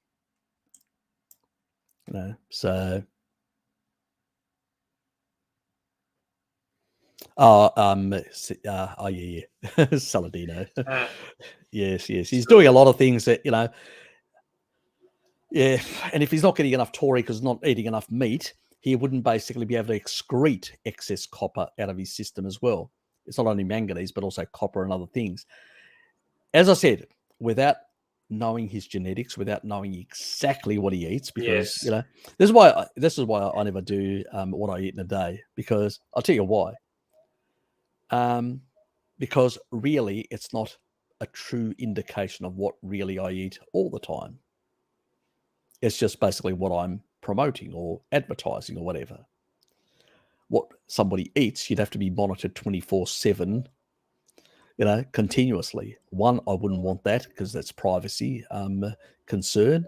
You are interacting with other people, family and whatever else, and you wouldn't want that. But at the same time, that would be the only way to record what you're really eating and what you're really doing, and lifestyle wise and everything else. So there's no way in hell any of us would know. We could speculate, and there's a possibility. I mean, if he's consuming organ meats, he's promoting them, excess amounts. If you're very deficient, organ meats are indicated. Like, Terry Walls, who had MS and had, she was on a veganerized diet for many years, and she had severe deficiencies. Consuming a lot of these sort of things helped her get healthier. But somebody who's relatively healthy, consuming very vast amounts, not getting enough taurine to actually excrete excess copper, and not getting enough of K2 and vitamin D as well. Let's say they're not doing dairy and stuff like that. Well, they're going to have a problem there. So these are the sort of issues and all that. So I mean, there's a lot of people that just do things which are very unnatural. It's not. You don't see that in tribal people, and even if they have a bit of liver, it's like a multivitamin. They cut a bit off, they share it amongst themselves, and then take the rest of the carcass back to the tribe to cook up and eat amongst themselves. It's shared around. It's not basically I'm having an entire steak of liver as one person. It's a multivitamin for everyone. So it's people are strange things people do. I don't know. Yeah, it's very unnatural, really. And the people that used to consume more liver were sort of like poor people in certain nations because they Exactly. would But also they weren't consuming muscle meat, and they were exactly, consuming a lot of carbohydrates and exactly. stuff like that. And they were outdoors Hmm. in summer. And as a consequence, there was a lot of other things that were being utilized as in that regard, because for carbohydrate metabolism, you need a number of vitamins and B stuff like that vitamins, yeah. far more. Yeah, certain things are required far more. Thiamine is one of the big ones. Mhm. Is a key cofactor. That's the key one, enzymatically, mechanistically. That's speaking. Yeah. The rest are indirect, being utilized in carbohydrate metabolism. But there's a whole lot of reasons and all that sort of stuff. And you're also going, that sort of is protective of the sun. You're going out in the sun and you'll deplete your retinol usage because you're out in the sun, because of matrix metalloproteinase inhibition. You'll utilize that extra. Now, if you're doing the same thing and you're sitting indoors, vitamin D, you're not getting any activation of matrix metalloproteinase. You're going to be utilizing less, vitamin A, aren't you? So there's all these lifestyle factors as well. People don't factor a lot of things in, unfortunately. Hmm. So, that's why I say, look at the totality of all the different elements of that lifestyle, how the synergies are working together, and how the genetic adaptations have also happened because of those synergies. Eating cod liver oil, for retinol downregulated in Irish people. They're doing all these other things. Okay, this is what's happening. Take this into consideration. Now they're not doing a lot of these things. Okay, now we understand why the derangements are happening. That's the nuancing. That's what I do, and I've been doing for a long time. And that's what I've been trying to get across to you guys, to understand those little subtle, things that can derange systems, because no longer other components within that systems. I'm a systems man. My sort of field comes from the engineering sort of thing. We look at, if you take out certain things, certain other parts of the cogs are not going to work the same. So that's the problem people do not do, because they don't have that analytical mindset that comes from an engineering background, problem solving, to work out all these nuances and interactions. That's why they get it wrong. I just see it's Mickey Mouse. I just shake my head and go, "Oh, you got no idea." It's just the only way I can respond to that sort of thinking or approach. It's funny. I'm saving off those. You know what I'm saving off? Your videos into my image folder before I damn forget, because I'm always. I forgot last time, but I had to actually go through my live stream to damn find them. So I always do it while I'm doing my live stream. I know it may be annoying to people, but I don't care. Live with it. I gotta say, it was taking me a lot of time to get you on the Giga Shed one. Somebody said to me, "Oh, doing that sort of stuff, can't you do it after? It's very unprofessional." Really? Do you come here for a professional look? Or for Only takes a information few. to improve your health? I It mean, only takes a few minutes. What are these people on about? I'm not, I'm not Thomas DeLauer with his, multi-million-dollar, companies that are, and his sort of big funds and a big staff and all that sort of stuff or whatever. I'm not running that sort of thing. Super So hype. this is sort of, a poor man's sort of version, and there's no professionalism here. It's just basically me off the cuff doing stuff for you guys and the knowledge that's in my head, and that's pretty much it. So yeah. Hey, what's the production value worth if the other guy is only going to tell you to down avocado oil in the end? Oh, exactly. Yeah, their information is just basically what makes them money. Simple as that. And I'm not against what they do. That's their business. I'm not going to have a go in that regard. But I just believe that their information is contraindicated, and I'm not going to bother. I think it's quite clear for anyone. I don't need to say it. How do things look for your old country, Greece, if things continue on the current course? Absolutely crap. Like for the rest of Europe. Probably Greece is slightly better because it has less manufacturing, which means that its energy requirements are slightly lower, and it has more storage. It does like oil refining.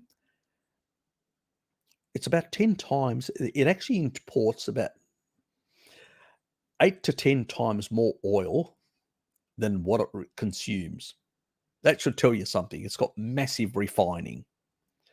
So it's got massive oil terminals and massive oil storage that gets produced and then gets sent elsewhere. So as a domestic producer of a lot of refined oils for industries and all that, it's really other countries that are begging Greece to send that stuff to them. Greece has, it can cover its domestic supply.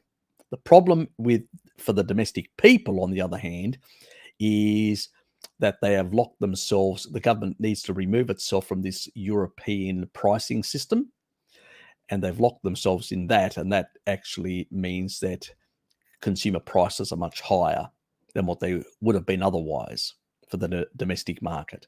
That's where the problem lies for the local population. But for the general Greek economy, it's very profitable. It's actually, Greece is making money hand over fist because they're doing a lot of the refining. They also, a lot of the actual gas is coming through the gas terminals in Greece. More money to be made. So the industries in Greece are making money hand over fist, plus the government through taxes. So yeah, it's less of a problem for Greece in that regard. For the population, it's a different story. It's just not as harsh as some other European countries, but it is worse than it used to be. So the cost of energy has gone up, which is a problem. But in terms of energy security, they've got much better energy security than any other part of Europe. So on that front, but that doesn't mean their population isn't going to suffer. May not suffer as severely. And also already they went through a Great Depression. So they are a population that's robust and can cope with a lot of adversary, difficult, because they've suffered quite a bit and they know what it's like. It's probably Northern Europeans that have been living off the hog and doing it much easier. They are the ones that are going to have the biggest shock in their life in terms of lifestyle change. This is what Greece went through after the economic crisis and the debilitating. They could have parked 53 billion euros in the ECB and allowed Greece to basically not collapse into a Great Depression.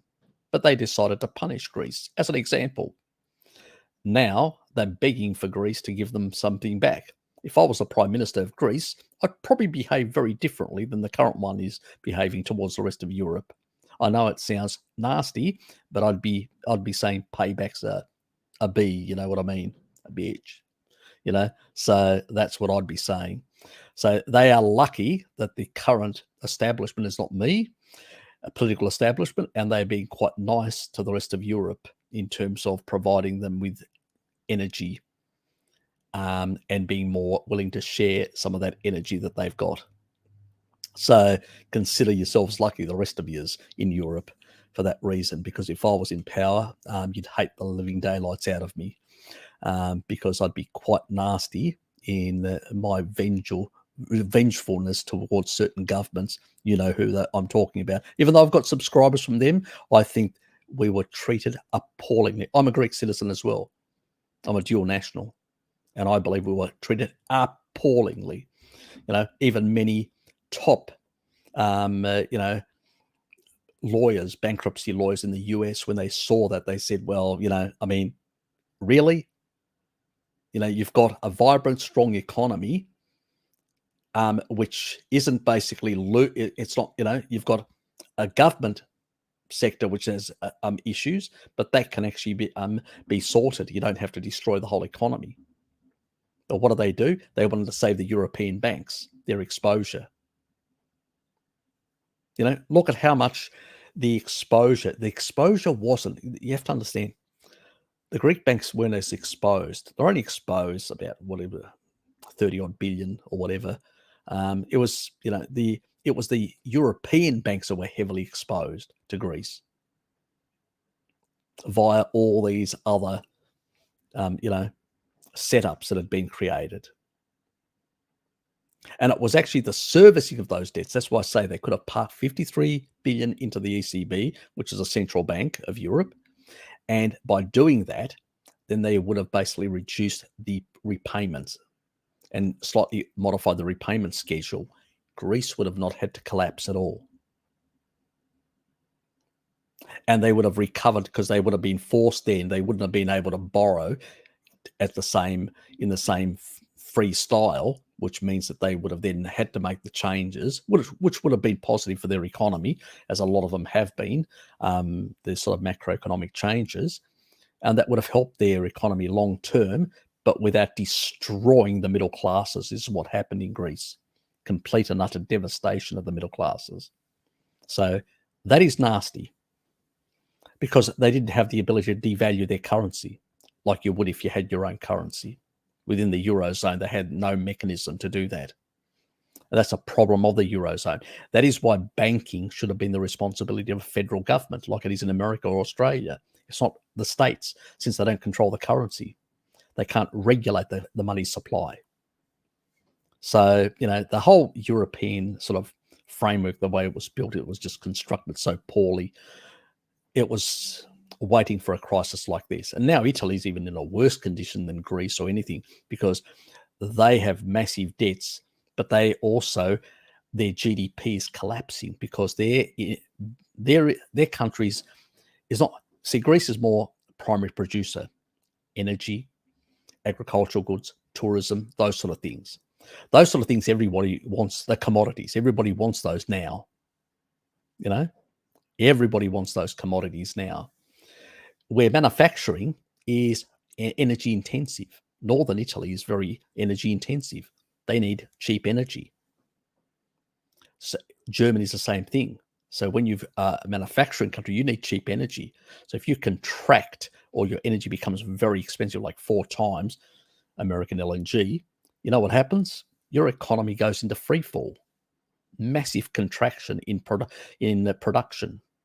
Your biggest sector basically contracts massively because it just doesn't have the raw materials to produce the goods and that it was doing before. That is why I say Northern Europe is going to suffer far more, and places like Italy and all that. That is why the politics are going to extreme left and right in those countries. But they're not going to save you because it's an energy problem. And it can be solved. Get the friggin' gas out of Greece. They got massive gas deposits. Turkey's causing issues. Send a big fucking naval force and tell them, you do that, we'll turn you into a wasteland. They'll back off very fast.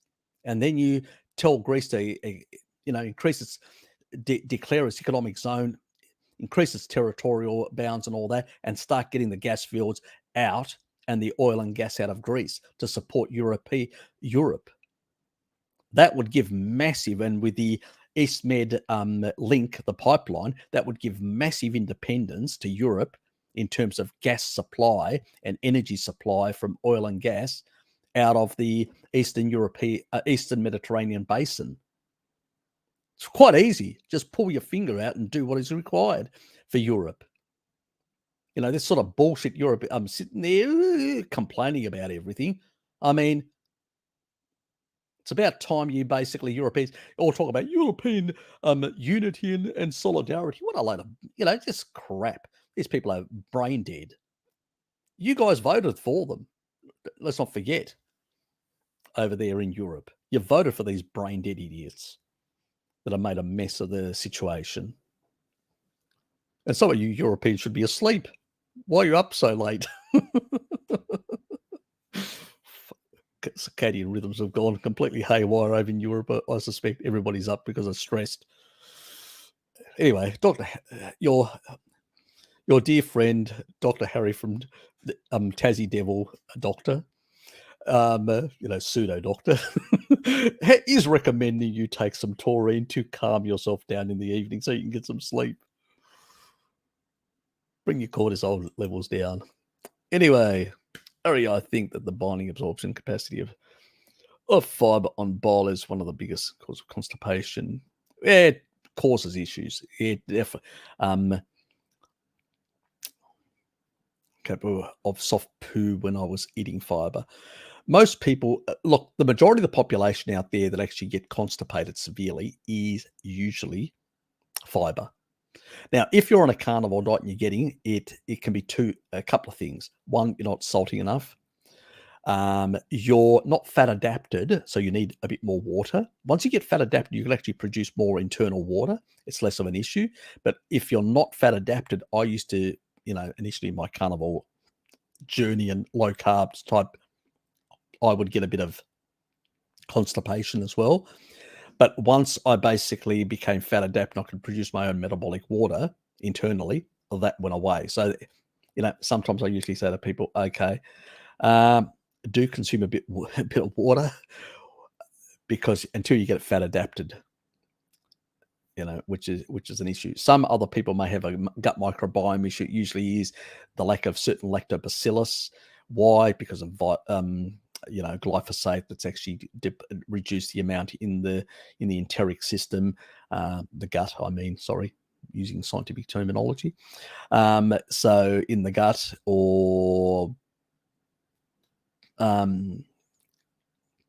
you may be, large consumption of, taking antibiotics. Somebody for many years would actually reduce your amount of lactobacillus.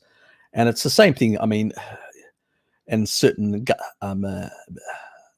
certain nasties as well. And once you suppress those, I mean, other people can have the other problem like Necro Kitty had for a long time, 2 years of diarrhea. And then, I got her to basically go on a, taurine, vitamin D and stuff like that, at the Deuterium to suppress the pathogenic stuff. But then she switched to the other side once she got rid of those problems that were causing the diarrhea. Then she was getting lack of lactobacillus. Then she did a kefir protocol that I'd explained to her. And now she explains to you guys on Discord. So if you want, go to Discord, put the Discord up on the live chat. You can go to Discord, talk to Necro Kitty, and she can tell you how to do the sort of combination of the lactobacillus and stuff like that in order to fix the constipation then as well, because that can be an issue as well for some people. Their gut microbiome may not be right in some regards. So that's Bart's K Discord channel. So go there, talk to Necro, and get her recipe for the kefir lactobacillus combination. And she knows the brand she can get in the US, because a lot of you guys are probably from the US, so she can actually tell you. And most of Australians can actually get the same brands on Amazon, Amazon Prime, some on iHerb, and a couple of others. So go and see Necro. I do it deliberately now, because I used to basically email people and tell them, do this, and I don't do it anymore. I say, go to the Discord. So I'm promoting the Discord. And so you want the information, go there. Make some effort to support our community, and then you'll get the information. That's why I don't give it out anymore, deliberately, to force people to go to Discord and actually support the Discord. And you guys are doing a great job, you, Lukey, together with Necro Kitty. So people need to support that. Go and get the information, be part of the community, and the rest of us are trying to put stuff together for you guys' information. Check that out. And I'm glad, Mike, you're doing much better. Exactly. So you probably, because you come from Italy, you probably had less issues in terms of, your gut microbiome compared to others. Once you went on a species-appropriate diet, everything settled down in the normal way. But in North America, people have been consuming vast amounts of glyphosate for a very long time. And we know it has an antibiotic mimicking effect. It's like having antibiotics every day if you're on high glyphosate, where in Europe it's far more restricted.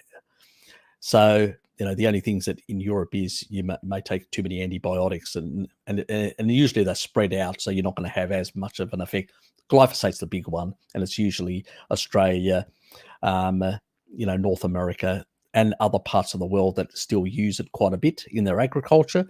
That's where we have most of the worst gut problems in the world as well, in those countries. Not surprising. So it's not just the fiber, which is contraindicated, but on top of that, derangements in gut microbiome due to the food supply and the agricultural pesticides that are used in different countries. G'day, Hello Kitty. How are you? Oh, it's beautiful today. It was actually beautiful yesterday. I went out. I was out in the sun. I actually even put a bit of color on, being out in the sun. I was out in the sun for about 4 hours yesterday. So I did get, that's why we've got a bit of pinkiness. So I've been every day whenever there's sun, I've been going out and enjoying the sun. We've had a long winter, and I've, missed it. I have missed it. You're leaving me in the dust, Harry. I'm only doing a couple hours of peak UV whenever I get the chance. Tell that to the Maasai. I don't think they care. I still want to try some. Well, blood sausage, blood pudding. Yep. I mean, that's in the Old Testament, actually, up syndrome anyway, where a lot of the the non-kosher type foods were, the apostles basically said the other populations don't need to abide by them. So, yeah. Yep. So don't be a literalist. Anyway. Why cheese and stuff like that? Why consume cheese and stuff like that? What is the stuff like that? Would include whole milk. I think I'm in 25% genetics and need dairy. If you do, consume it. If you don't, that's optional. It depends then whether you have lactose persistent genes. If you have those genetics, you will have the others, the lactose persistent genes. So if you're in that 25%, you have to experiment and see the difference, or do a genetic test like I did. That will give you the information. Yeah. I hope that was of some help, Alice. Pat, how are you?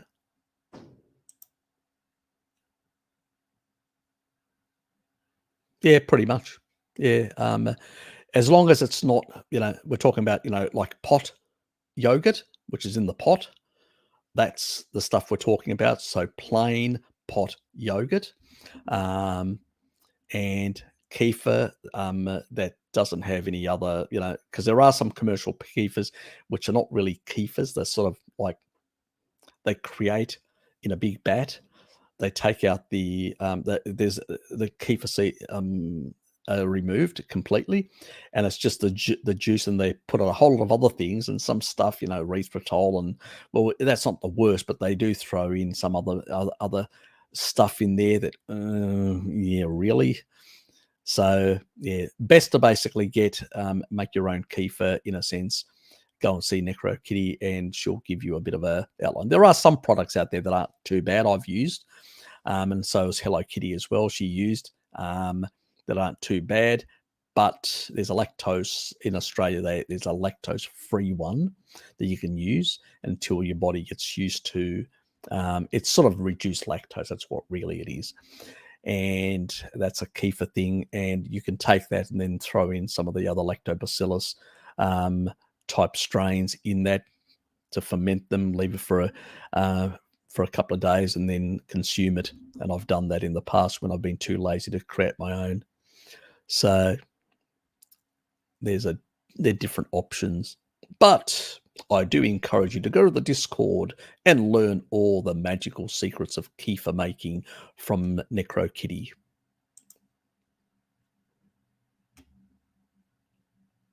I won't debate you.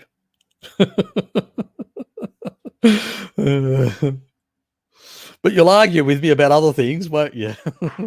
Anyway, my next door neighbour. Yes, you do now. She does now. She can tolerate it. She's the Cantonese next door neighbour.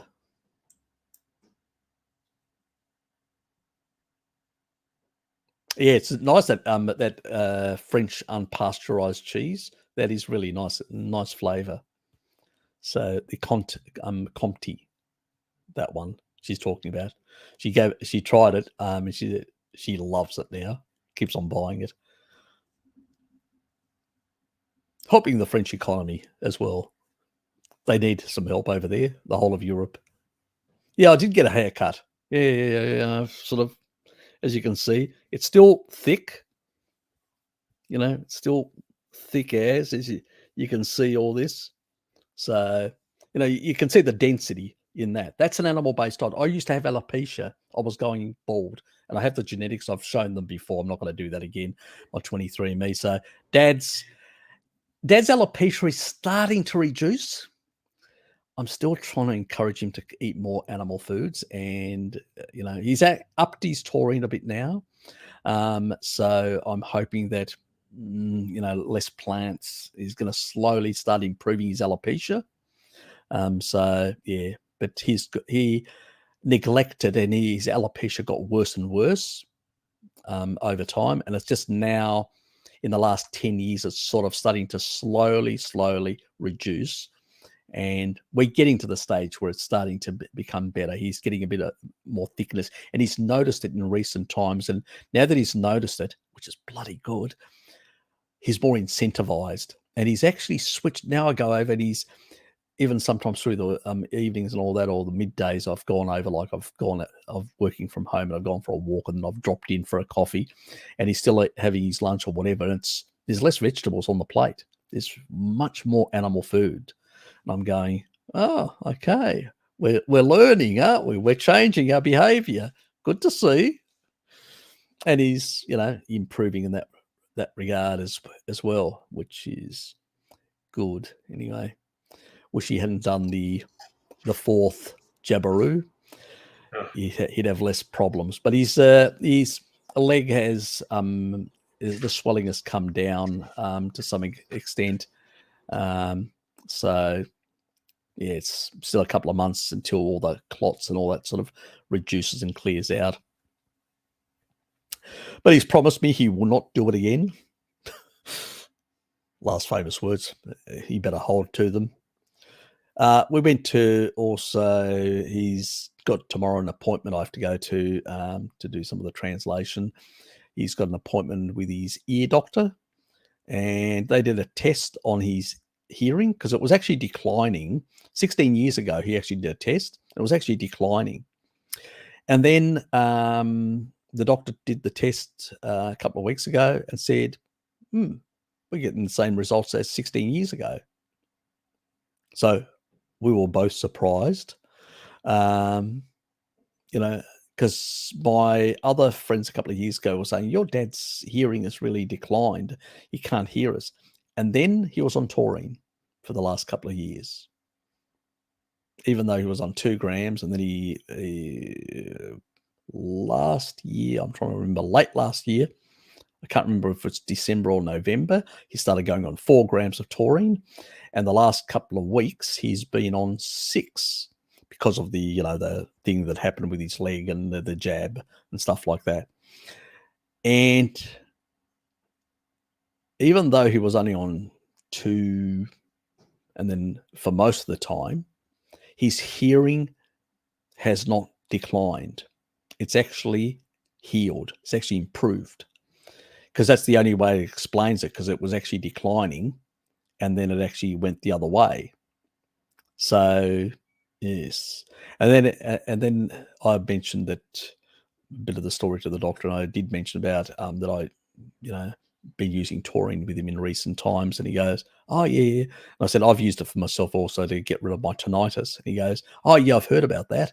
So he was cluey, the guy. So he wasn't, some like a lot of doctors. He was a bit more switched on about these things, which surprised me. I go, okay, he actually knows this. That's good, interesting. So at least he's not, your typical doctor. So ear doctor. So yeah, most of them don't have any idea about this sort of stuff. But yeah, it was good to see that Dad was. The only problem with Dad is he had to get a new earpiece because it was his current one was interfering with his mobile phone, and we just couldn't call him. I'd literally physically go past his place to talk to him. So now he's got the new one, which has got a chip in it that basically can adjust the noise, so it doesn't actually it doesn't have this feedback thing. It can adjust things, which means that he won't have this interference. It's got circuitry that prevents the interference with the mobile phone. So they do actually make specific ones that you can actually use for mobile phones that actually have less of a problem than what the old ones where you create this. It can, not always, but sometimes you'd put it to his ear and it just squeal like mad. It's just impossible to hear him. I go, okay, forget it. I better walk over there. It was only about 7 minutes, but it saves me a 7-minute walk. But if I'm at work, I can't do it until I finish to go over and see him. But anyway, tomorrow he's getting his 2 new earpieces in, and that will help him. So that'll be good in that regard. But I was very much surprised. But look, there's a lot of anecdotes out there. A lot of my subscribers are coming back to me and saying my hearing's improving, my eyesight is improving, this and that are improving, and I'm going, yep, because it's reducing the glycating factors, the fibrosis in those tissues, and they're actually functioning better. So I'm going, great. That's good to hear. That's what I like to hear. It means that I'm actually doing something of use. If I'm not doing anything, why have a channel, is my opinion, Yes. Anyway. Yes, I did have thanks for noticing. Nobody else did. What's the matter with the rest of you guys? God, nobody noticed, clean cut, shaving also. God, I thought I'd get good.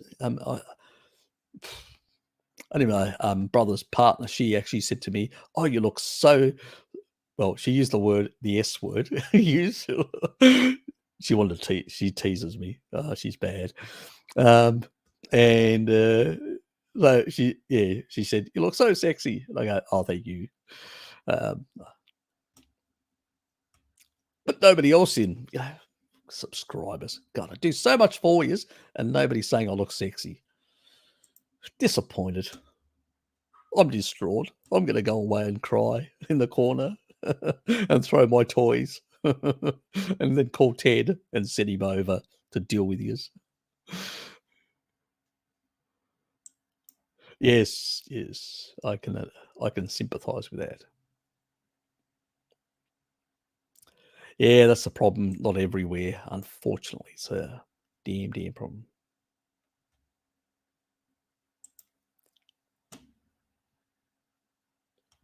Oops. Zach, how are you, mate?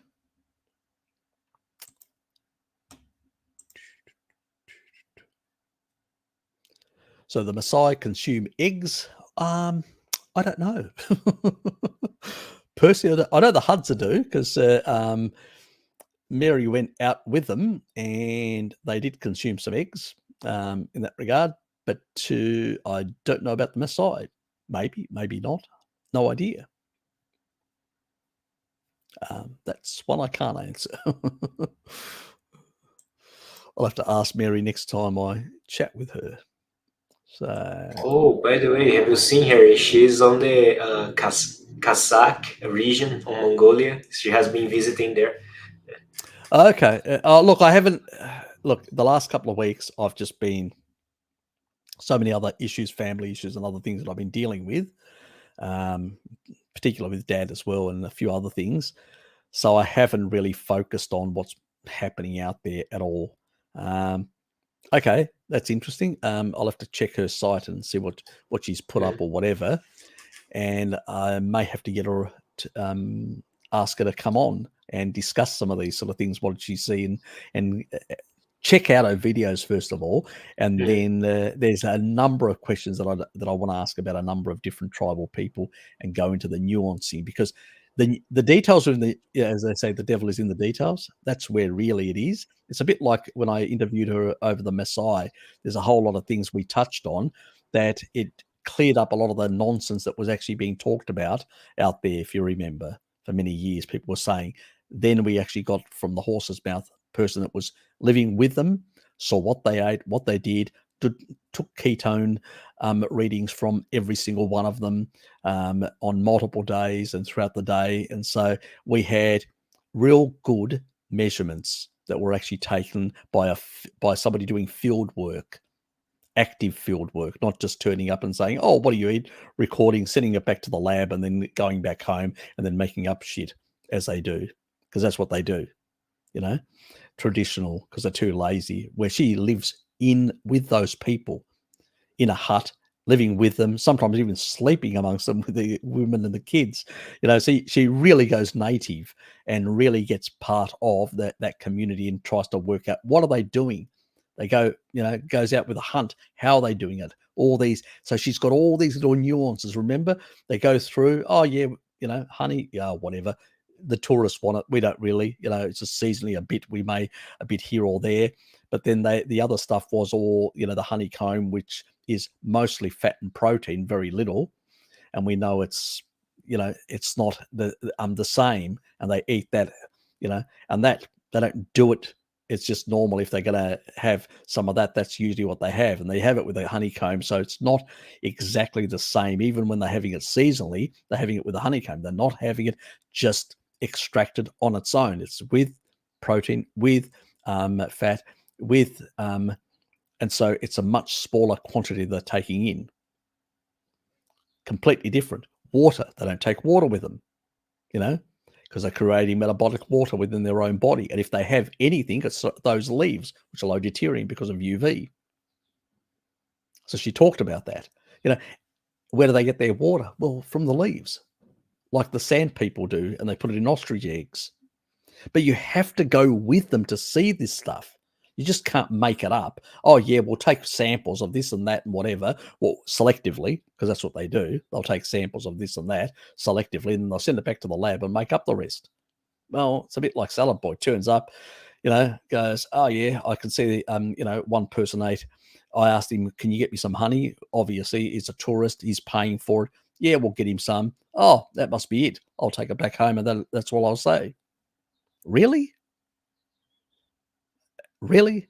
And the thing is, the second time he was there, remember, because the first time he stayed a bit longer, the second time he was there, Mary was there, and she had already done an interview with me, and we had covered some of these points, and he didn't want to have much to do with her after that.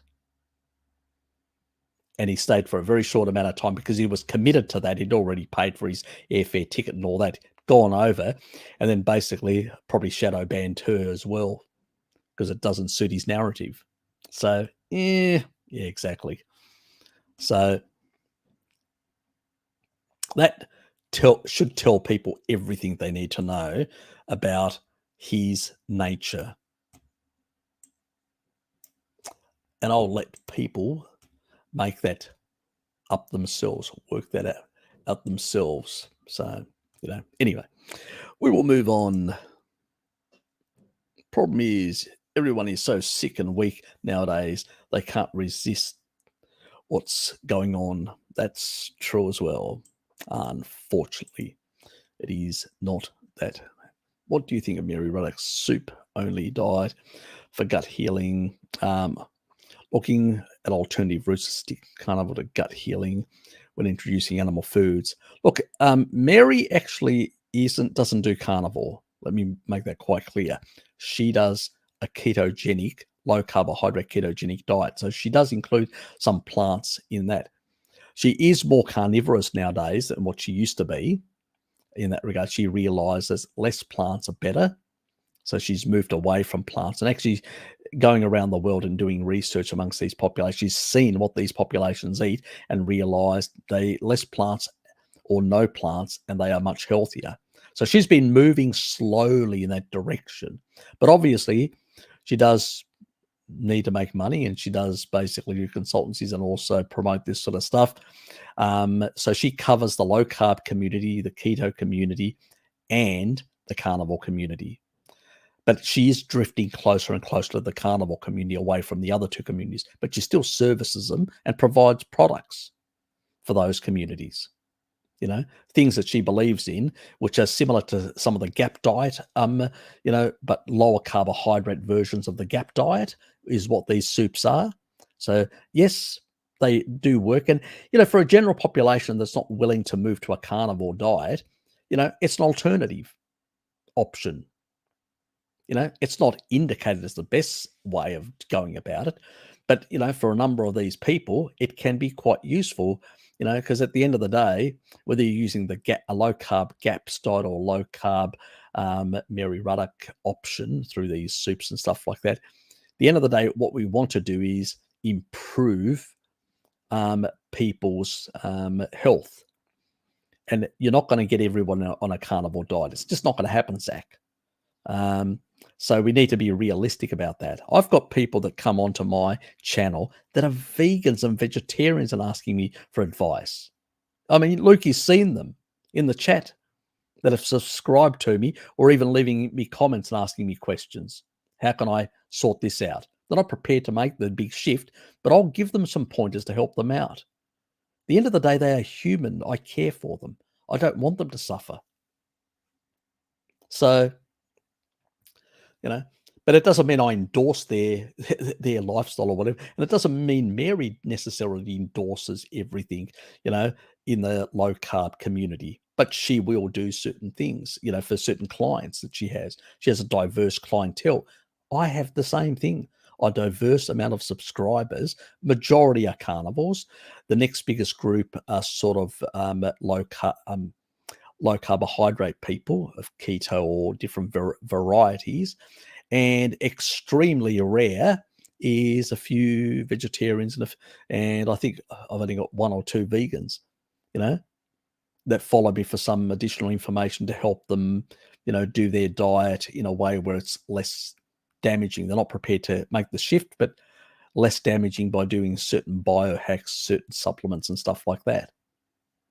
And some vegetarians are basically embracing the more dairy, seafood approach, a more animal-based type vegetarian diet to, get good nutrition, but at the same time, not shift to ruminants, which they find uncomfortable, ethically, the way they think. And I'm not going to basically give them a hard time.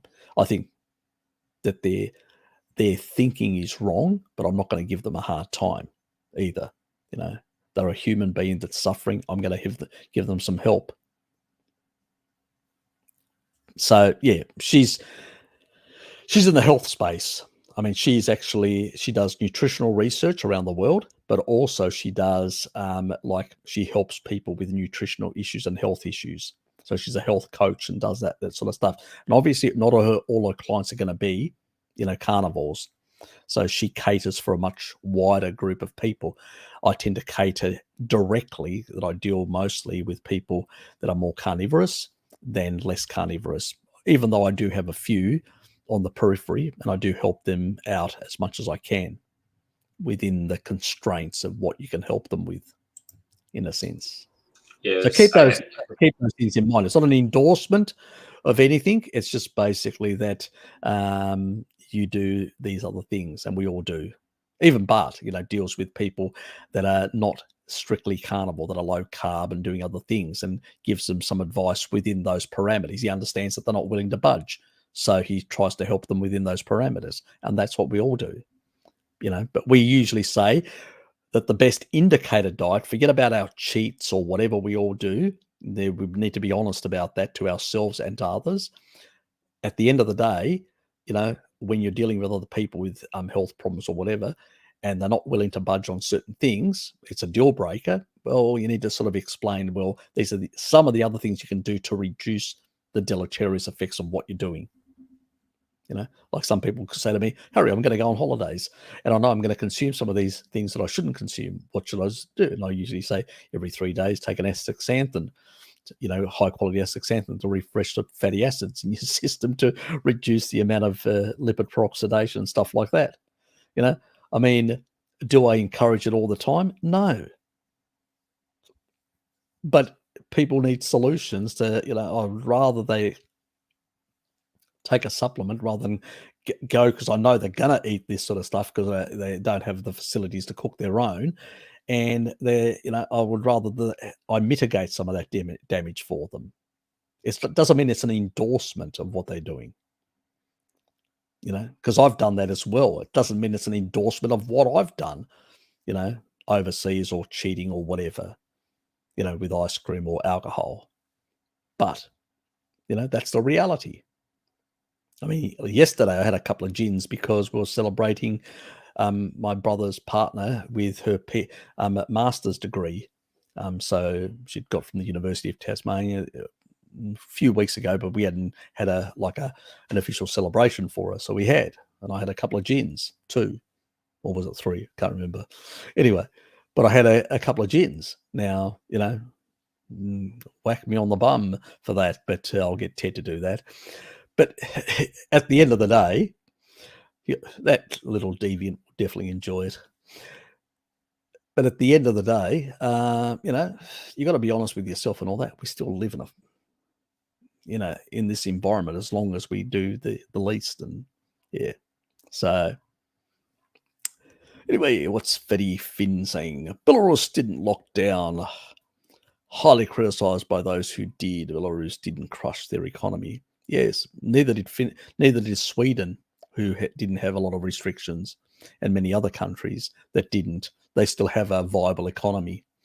Those who did have created more debt and more damage and more dislocation. And it's most of Europe, most of North America, and Australasia.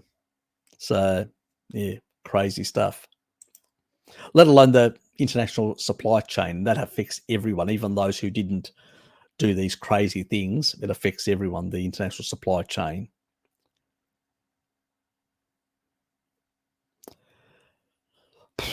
It's like people think that vitamin D is toxic, and some people believe this. Well, the same person actually believes both are toxic. We know who we're talking about. And then there are other people that think a lot of things are equal that. But the reality is, your body actually needs retinol. It needs vitamin D. There's a whole lot of receptor sites for it. We know that, if you don't get enough vitamin D, you'll get deranged immune system. Stem cells, that means producing new stem cells for, your immune system. You require vitamin D in the bone marrow. If you don't have enough, you can't produce enough new, immune cells. So if you're not doing that, well, aren't you going to have a problem? This is the problem most people. If we look at most, up to 10,000 IUs of both of retinol and vitamin D, I say to people, show me one damn study anywhere in the world at those levels that actually shows me toxicity. Nowhere. It's usually in the millions or hundreds of thousands of IUs that people have been taking for a very long time, outside the normal physiological ranges you could get from actually eating animal foods or eating anything. It's just, ginormous amounts. then justify near zero levels based on that is ridiculous. It's like saying, I'll take shitloads of potassium, which will kill you, but I need no potassium. I mean, really? Are you insane? The body needs a certain physiological range of a number of these micronutrients. Excess of anything is going to be a problem. Don't blame the nutrient, blame the excess amounts outside the normal physiological ranges. That's what we need to do. This is why it's just bonkers and nonsense. I mean, just eating like that guy that was eating 25 eggs a day, you're going to be getting about 7,000 IUs of retinol. I mean, multiple generations, he'd be doing it for decades upon decades, outlived his parents, didn't seem to cause any problems. It's nonsense to even think that. But outside normal physiological ranges, you can actually derange things. But you have to do those outside physiological ranges for quite some time, for months on end, to get to those derangement levels. So it's, bizarre nonsense is an easy way of putting it. Why do people have a hard time tolerating raw egg whites? It's believed that some may be genetic and some may be, and that's to the proteins, and then some may be due to gut microbiome related issues. But we're not 100% sure. So there is correlative and associated data of certain genes and certain proteins that people have certain susceptibility to. But then again, when certain people, eggs are cooked in a certain way or prepared in a certain way, those same people don't have that issue. And then some people will have issues with cooked stuff and not with the raw stuff, which even makes it more confusing. So there is so many variations to that story. The basic thing is we're not 100% certain. But what I have noticed myself with people that have had egg intolerances, like dairy intolerances, once they get their guts sorted out, once they get a lot of their, switch to a species appropriate diet, do a number of things and actually sort out their gut microbiome, the way their gut functions, their stomach functions, their gallbladder functions, all these things start working properly, it seems to resolve all these things magically. So is it an association? Is it a real cause or just an association? And maybe those genes don't even have anything to do with the egg proteins. It may be that those genes make you more susceptible to derangements of gut microbiome when they're activated, and may have nothing to do with the intolerance. And some people may have much more susceptible to gut microbiome derangements. Remember, these are associations, so we don't know whether there is a relationship between the genes and the egg, or genes and the microbiome, or parts of the microbiome, or some sort of or specific parts of the microbiome, like specific strains of bacteria. We don't know. It's all guesswork. And most of the stuff out there has come from guesswork. But what I've found from my own experience is once I fix people's gut microbiomes and stuff like that, these sensitivities to eggs, to dairy, go away. So, that's my sort of reply. Once you're on a species appropriate diet and you've actually fixed a lot of your derangements, in time, you seem to be able to tolerate these other animal foods much better. And the same thing, it's not only eggs or dairy, but also certain crustaceans we seem to have certain intolerances, and then that goes away as well. So I think the sensitivity, I think it's less of a gene thing. I think that, while genes may be involved with some of the immune responses, I think at the end of the day, it's really the morphology of the gut microbiome, the community in there, and how that is regulated by the body, that really at the end of the day sorts that, makes that shift. But then I could be completely wrong on that as well. It may be just nothing to do with the gut microbiome, and it just may be you take enough vitamin D, enough taurine, you regulate the immune system, and it all goes away because it's an immune issue and nothing to do with the gut microbiome. And the gut microbiome is irrelevant to the story. That also could be the issue. So when you resolve one, you resolve the other. So it's like the chicken and egg sort of scenario, talking about eggs. So yeah, it's a difficult one to basically, it's you end up with a circular argument nearly. Yep. It's a difficult one to resolve exactly what is driving and what is causal in this instance. But one thing that I have learned is once you resolve your health in general, most of these intolerances go away, which is great. Anyway, our rescue will not be coming from settled politicians. Indeed, exactly. It never will. My opinion, grassroots movement is the only way. Precisely. That's what I've been saying for a long time. Needs to wake up, and yes, it's going to cost. Definitely will. And, that's why I'm a big proponent of direct democracy as well. There's only one political party in Greece at the moment, and it's so minor, it's not even known. It's so minor, and it's the only one officially out there promoting direct democracy. It's very little, but, it's when a population has grown up for so long, just handing the responsibility elsewhere, that's what you get over time.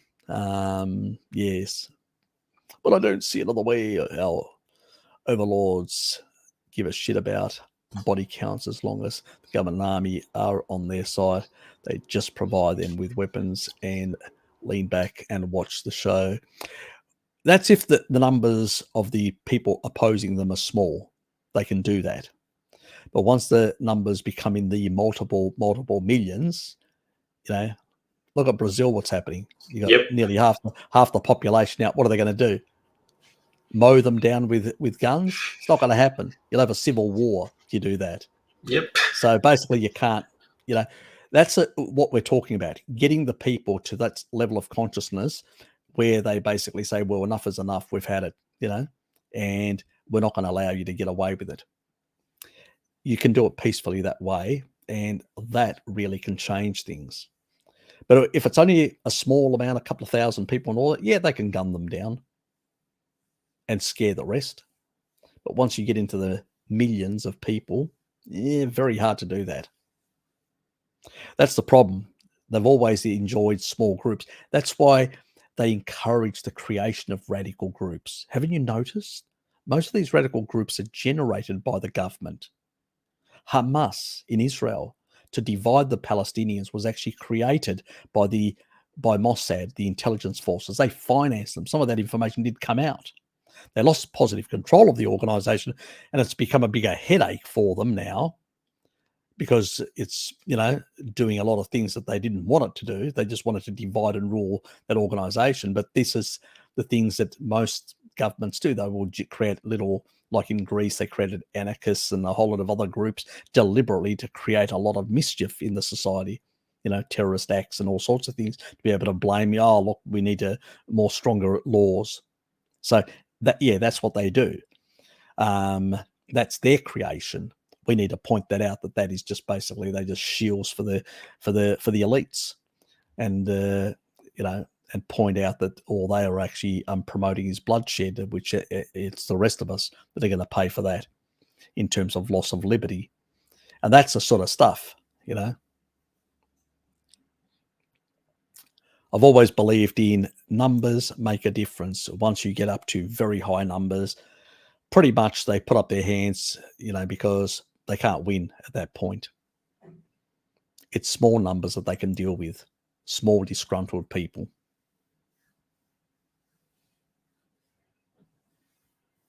Exactly. Yes, never give up your currency. The British were smart about that. Even though I disagree with a lot of things Thatcher did, I have to, because she promoted the creation of the big banking, the finance sector, which has become a cancer within the British world, destroyed a lot of their manufacturing, destroyed a lot of other traditional industries. It's just basically, and destroyed a lot of jobs, impoverished large parts of the UK. So, yeah. But at least she had one thing that I did agree with it. She told the rest of Europe I'm keeping my currency, the British sterling. So, yes. Because basically the euro is basically just a Deutschmark controlled by Brussels and Berlin. That's all it is. And mismanaged by both. Non-European, the wealthy are like to pour out their money from Europe. EU is about to change to the law to steal frozen Russian assets. It means others are vulnerable. Yeah, exactly. Look, it's crazy. Once you start doing these sort of crazy things like price fixing, stealing people's money, confiscation of wealth, or doing, there's one thing about taxation. I agree. I believe in taxation, but there's you still need roads, rail, infrastructure, schools, hospitals. You need public things in that regard for a proper society to exist. Police force, military, you need to pay with them. That's why you need taxes. That's fine. But once they start getting into this price fixing, controlling and all that, it ends up bad. It ends up bad. You can't control the price. You can only control the supply. Fix the supply. Add more money to basically increase the supply of energy. Turn on the coal-fired power stations in Europe.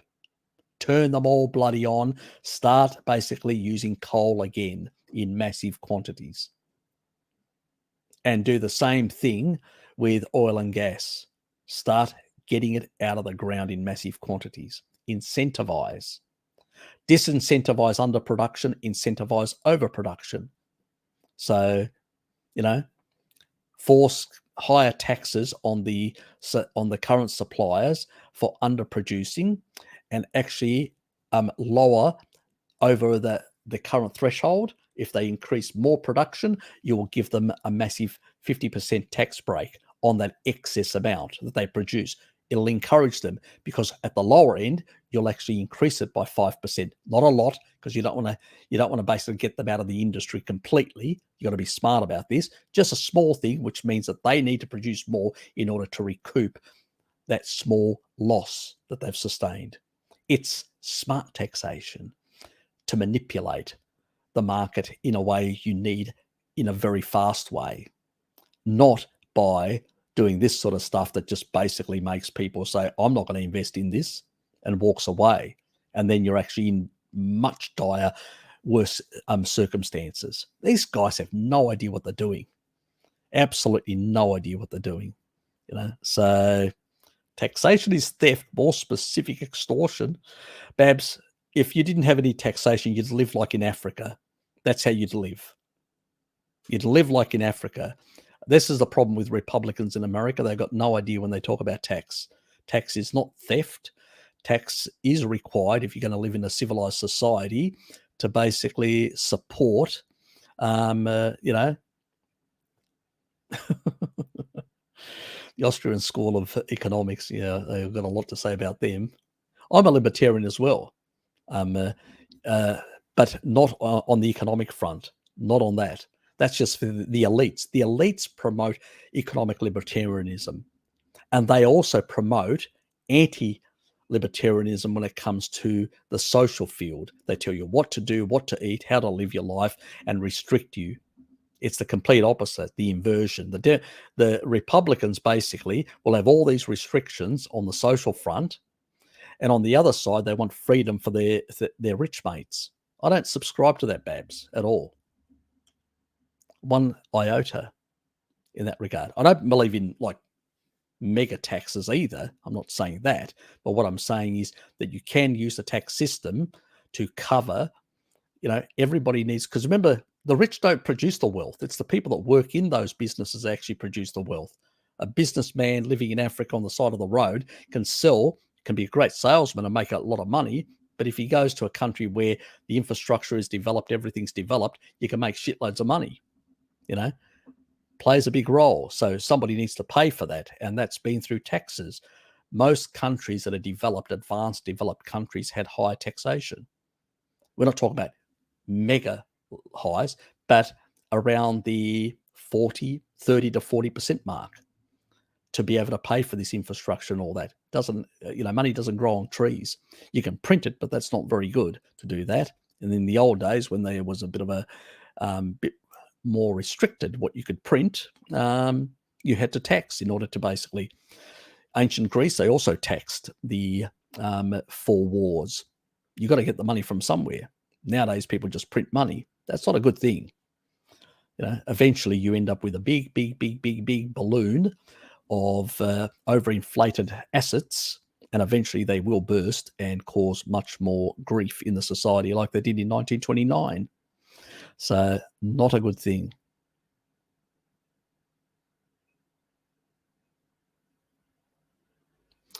It's beyond roads, Babs. It's a lot of things. You need an educated workforce to be able to do sophisticated things in industry. Who's going to pay for that? So it's a lot of things. You can, in a complex system, you need complex structures to be able to support that thing. I'm not talking about that the education system is a good thing that we've got. No, the education system provides, a lot of shit in that regard. Well, markets regulate price. They don't basically, markets are the lowest common denominator in regulating price, and they should do that. They do it really well. They respond to the signals really well. But when it comes to developing an economy, a complex economy, you do need policy. And policy requires to build infrastructure, to build certain things, electrify the economy, do a lot of these things. And that money doesn't grow on trees. You need to get it from somewhere. And that means part of the citizens need to contribute based on their capacity to basically support that infrastructure. And the ones that are getting the biggest benefit from the productivity of developing infrastructure are the wealthiest. So they should pay more. And most of the wealth being produced is produced by the people. They just manage the wealth. They take risks. And who cares? Soldiers take risks. We don't lavish them with multiple millions. So, no, it's not a circular argument. My arguments are sound. So you may not like them, but they are sound. Anyway, Russians. I know. It's fashionable now to steal off Russians, which is just bad. It's not a good thing,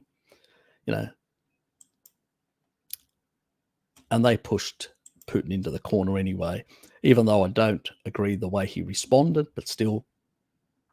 Anyway, hi, Harry. In your opinion, is it potentially worth to supplement vitamin E to avoid peroxidation of MUFA? And well, it depends. It depends whether you're consuming those sort of things or not. It depends what state of affairs you are. Or do you believe standard carnivore diet supplies enough? Yep. Look, standard carnivore diet will keep your insulin to glucagon levels in the right mix of 1.3 approximately. That means that you will actually be able to produce enough intracellular antioxidants like superoxide dismutase and glutathione. And glutathione recycles vitamin E and vitamin C. So under those circumstances, no, you don't require to supplement at all. But if you are losing weight and you're releasing pre-existing fatty acids from your fat cells, and those fat cells are full of old seed oils, our favorite little friend, seed oils, then you're going to have problems, health problems. We're going to major health problems, because that excess deuterium going into your system will mean that you will be causing mitochondrial damage. And also because they've got less electrons, they need electrons to be stabilized, the fatty acids. They're also going to be more reactive, causing damage to your cardiolipin, which will cause leakiness in the the ability to produce energy because you can't get enough of a proton gradients to support energy production. And so there's another issue as well. So you need a low dose, like a complex, vitamin E complex like Toco, the Yarrow Toco, and do that for about, for the length of time you're losing weight, pretty much. That's one thing. And then while you're losing weight, you're in the weight loss situation. We're talking about here people that are older, middle-aged or older, that have consumed for many years, sort of high deuterium foods. This is what they need to do. Younger people don't. You're going to have far less stored toxic PUFA from seed oils, which means that you can cope with a high-fat diet. You've got better ability. If you're in a ketotic state, it's not going to be, you'll sustain a bit of damage, but not much, and you'll be able to repair and recover from that at a young age.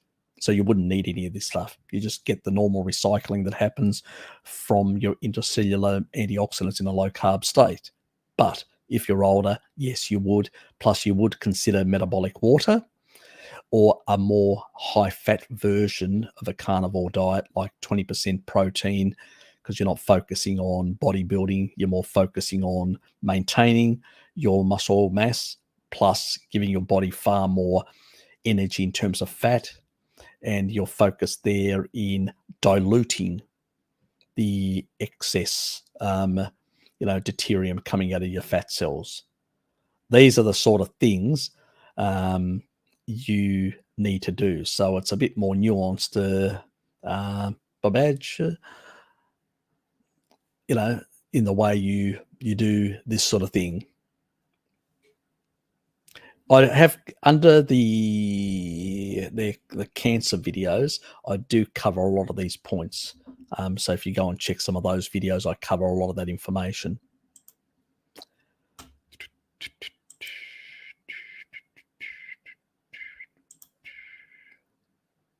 You're welcome. How often do Maasai drink blood? Only when they're herding.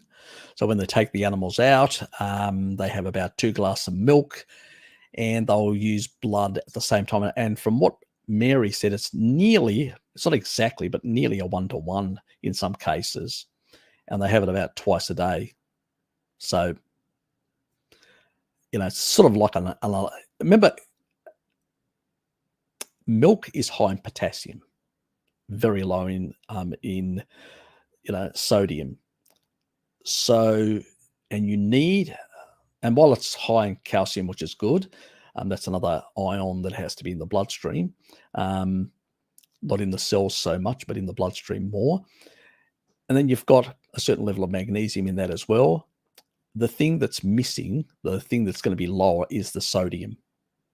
That's where the blood comes in and throws in the sodium component. So, and it works for them. It's really what it is. It works for them, so, and I'm, glad it works for them. Yes, he definitely is. He definitely. Look, the amount of people that are basically, we actually said it ages ago, from the very early days when I was recommending vitamin D. If you go right back to my early videos on the C19, I covered that. The reason why I believe that, that this would be a problem. And Bart said it as well. And we will talk about cytokine storms. What we'd actually notice about the spikes is that it was actually increasing immunosenescence. It was anecdotal in those early days, the information that we were getting. But as more information came out, we were able to confirm it with certainty that this is what was happening. Now, it's not the same rate of immunosenescence you will get from, let's say, Ebola, which rapidly ages the immune system and then kills you. But the problem is, compared to the virus, it's, the jabs are worse because they create a bigger spike load and create a more magnified immunosenescence. So they actually age the immune system faster, and as a consequence of aging the immune system faster. And also there's a problem of shedding. Now, we don't know. Some people seem to be reactive to shedding from others, from the jabs, than others. There's no research whatsoever on that. It could be an issue. We don't know. But the excess amount of spikes seems to cause greater immunosenescence, greater aging in the immune system. And at the end of the day, if you've got less naive T cells and more cytokine T cells like older people tend to have because of the, years and years of dealing with bugs in the environment and sustaining greater immunosenescence, they tend to be more vulnerable. That's why younger people tend to react, because they've got more naive T cells, tend to react more heavily towards the flu or certain types of colds, in particular certain types of colds, the younger people, where older people don't react as much because they're not really activating much of the naive T cells because they don't have as many. But when they get things like a certain types of severe influenza or this sort of COVID stuff, and then they have a big reaction, cytokine reaction, it's a cytokine storm that kills you. So what we are doing is setting up the population. We are aging rapidly with the jabs and all these other things that we're doing, where lifestyle or whatever, we're aging our immune system much faster than in the past. And we're making people much more vulnerable to the ultimate killer, which is mass cytokine storms around the place. Plus, on top of that, we're also creating a lot of reactivity in different tissues, like the heart. Myocarditis is on the increase amongst young people quite substantially, and a lot of other heart complications, and also complications in other organs as well, not only the heart. So we're seeing other conditions as well. The other thing that the spikes also do is, which I've explained before, they go in the endoplasmic reticulum. They stuff up and gummy up the works there, the transcription factors. So in there, we're talking about messenger RNA, that gets, from your DNA, that will transcript and produce a whole lot of enzymes and proteins, peptides and polypeptides that we need for the body to do a whole lot of functions. But if you gummy up the works in there, what are you doing? And it's also hijacks the energy system to force the Krebs cycle into reverse to produce more lactate. So it's actually producing more sugar, because the spikes and the virus actually live off sugar. So they're hijacking the energy system. This is why people are having this, lethargy. They don't have enough energy. All these sort of symptoms are part of all that. We know what fixes it. Taurine goes in there and actually, one, forces lactate through the Krebs cycle, so eliminates the food supply for these little buggers. A species appropriate diet reduces it even further, and taurine also repairs and refolds and corrects protein folding in the endoplasmic reticulum. So it does this. I've shown you all the evidence on this sort of stuff. This is the way out to protect ourselves. Species appropriate diet with certain interventions like vitamin D and taurine to help ameliorate the worst parts, or lessen, that is, ameliorate, scientific terms again, lessen the worst effects of these contraindicated things that we've been doing to ourselves in the last, towards the end of the pandemic era. So no, it's horrifying what's happening out there. Thousands and thousands of people are dying. Cancer rates are on the massive increase. The levels, even when you look at the numbers, they should be half of what they are, even in the most extreme. Let's say people didn't get, in the COVID period, didn't get actually tested and whatever. They only should be even half that amount at worst. This is the worst case scenario we're talking about. We're talking about double and even more in some cases. and it's really bad. So yeah, I can't put it down to anything else. I can't prove cause and effect, but what we've been saying that we would see these things happen and play out seem to be playing out the way we were predicting them. I wish I was wrong. Back then, I actually said to Bart, I hope I'm wrong. And he said, yeah, me too. Yeah, I don't know how wrong or how right I'm going to be in the end, but I still wish I'm wrong. And I still wish that this would go away and, things would go back to normal and people at the rate that they're dying wouldn't die. But it's not looking good. Let's put it that way. And we've still got people out there promoting the damn thing. It's ridiculous. What can one say? It's climate change, Harry. That's what's killing everyone. Must be. It must be, must be carbon. Too much carbon in the atmosphere. Must be. Can't be anything else. It's definitely not the jab. It's carbon. To my dear, lovely, humanistic, non-misanthropic friends at YouTubia, it must be climate change.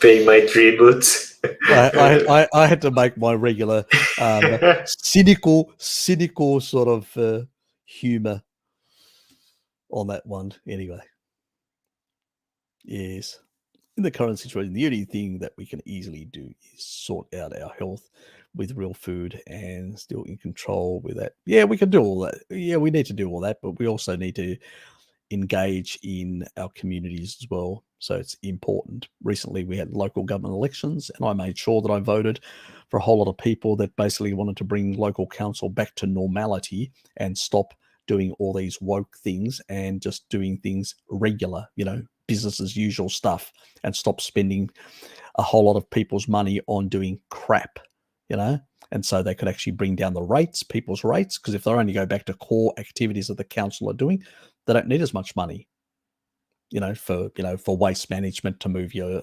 rubbish to a waste disposal site. But they're doing all this other crap.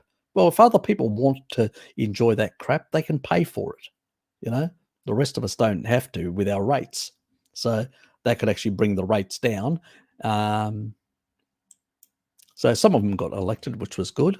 So hopefully they will push an agenda to get rid of some of this nonsense and the waste that is actually being undertaken at the moment. So on that, I think we all can agree that there is a lot of stuff that does get wasted. Have you seen the 40-year-old carnivore? Yeah, I have. I've going to organise I haven't got around because I've been really busy dealing with some family issues and other things, and I haven't had the time to interview him. This week it's been a bit less. I've been able to do my live streams. Yesterday I did with, Steve Thomas, the coach, Coach Steve. So he interviewed me yesterday because he's just finished his PhD and he's been keen to interview me because, so basically now that he's got free time, he did that. And I had promised him months ago. So that was booked in. So we've done that, and it was a bit later scheduled because, and as I said to him, I've had a couple of gins, but I think I can still verbalize things. I think I'm fine. Yeah, it was actually quite good. It actually, so it'll be on his. He'll release it on his channel when he's put it together, because he doesn't have a full professional account for Zoom, and he has to do like blocks of half an hour. So yeah, that was the only way of doing it. But anyway, we got through it through only 1 hour. So it was a shorter version in that regard, which is fine. We may do a longer one some other time. Yeah, but I'm going to contact this person because he's already aware of me, Rick. And I said that and we actually did send emails back, but I haven't actually booked him in. So he's aware of me. He said yes, he's accepted. He wants to be interviewed by me, but I haven't booked him in. So there's another lady as well in Australia that Bart, and she wants to as well. And I'm going to contact them both. And next week because I do my live streams fortnightly, next week I will have free time in between. I don't have any celebrations, birthdays or whatever to deal with, which is good. And then so I'm going to basically organise with both of them certain hours which are convenient for them. I'm going to contact them on Monday, Tuesday, try and actually work out an appropriate time for them and me, and then do it on the weekends, because it's, maybe on one of the evenings I can do it with one of them, is possible. So we'll see. It's really hard. It's when other people are in different time zones, it's always a bit of a hassle trying to interview people, especially when you're in Australia. Bart gets the same thing. That's why Bart goes, unholy hours. He will stay up like late, early in the mornings to do interviews, because he can't do them any other time. And he's like 3 o'clock in the morning doing interviews. And Pim just says, I just go to bed. She told me once, I just go to bed, because I was chatting with her last time when I did an interview with her. She interviewed me, and she just said, no, I just go to bed. I just, I don't know how he does it. He just drinks coffee all night to stay up awake so he can do the interviews. And it's just crazy. And it's the time zone that it's a killer, because most of the people are in Europe or North America, and North America and Europe are much closer. So the time differences are only a couple of hours. You may be in the morning and all that. With us, it's like 24 hours later. It's like the next day. It's complicated to the time slots. And especially even with my live streams, I pick up people like North America early in the day, then they go to bed, like you're about to go to bed, Yes. because you're sleepy. And then the majority of people that are on are usually Australasia, some in Asia. And then in the evening, I grab all the Europeans. And then towards the end, you wake up, and many North Americans have just woken up, and they'll pop on at the tail end and all that. It's fine. I realize it's really hard with those time zones the way they are. It's just not practical in that regard. But yes, I am planning an interview in that regard. Baby has lactose intolerance as long as was 6 months kefir. He can consume. That's right. He had severe lactose intolerance. It actually get the runs. That's how bad it was. He really had bad lactose intolerance. He reacted really violently to it. And 6 months after doing kefir with a number of the probiotics combination, it all went away. It all resolved itself. Doing carnivore plus kefir, it all fixed itself. Now he can tolerate dairy. And that's what I say to people, so get over to the Discord, chat with Necro, get the info, because you're not getting it from me. So I'm forcing you to go over there, whether you like it or not. So bugger, you can complain as much as you like. It doesn't change anything. I've told you where to go and get it. Deep state, brah. Yes, deep state. Yes, they are. They are bad people in the deep state. Can direct democracy work on the scale of? Oh, we've got blockchain. We've got a whole lot of things. You can. We've got technology now. You can actually do it. And you could create booths for those who don't have that technology to go in and actually register with their username and password and go in and actually vote on the day. You'd give them a week to vote, and they could vote on any decision. So yes, you could. Remember, politicians just make laws up. Shitloads of layers and layers of legislation. They just make crap. Half the public service, or half the public, just shuffles paper around. So, obviously, even the tax rates that Babs complains about, which, you know, to some extent, I have some sympathy with him on that. I think that there is far too much wastage that happens in the system to build schools, infrastructure, and all that. You probably don't need that level of taxation anyway.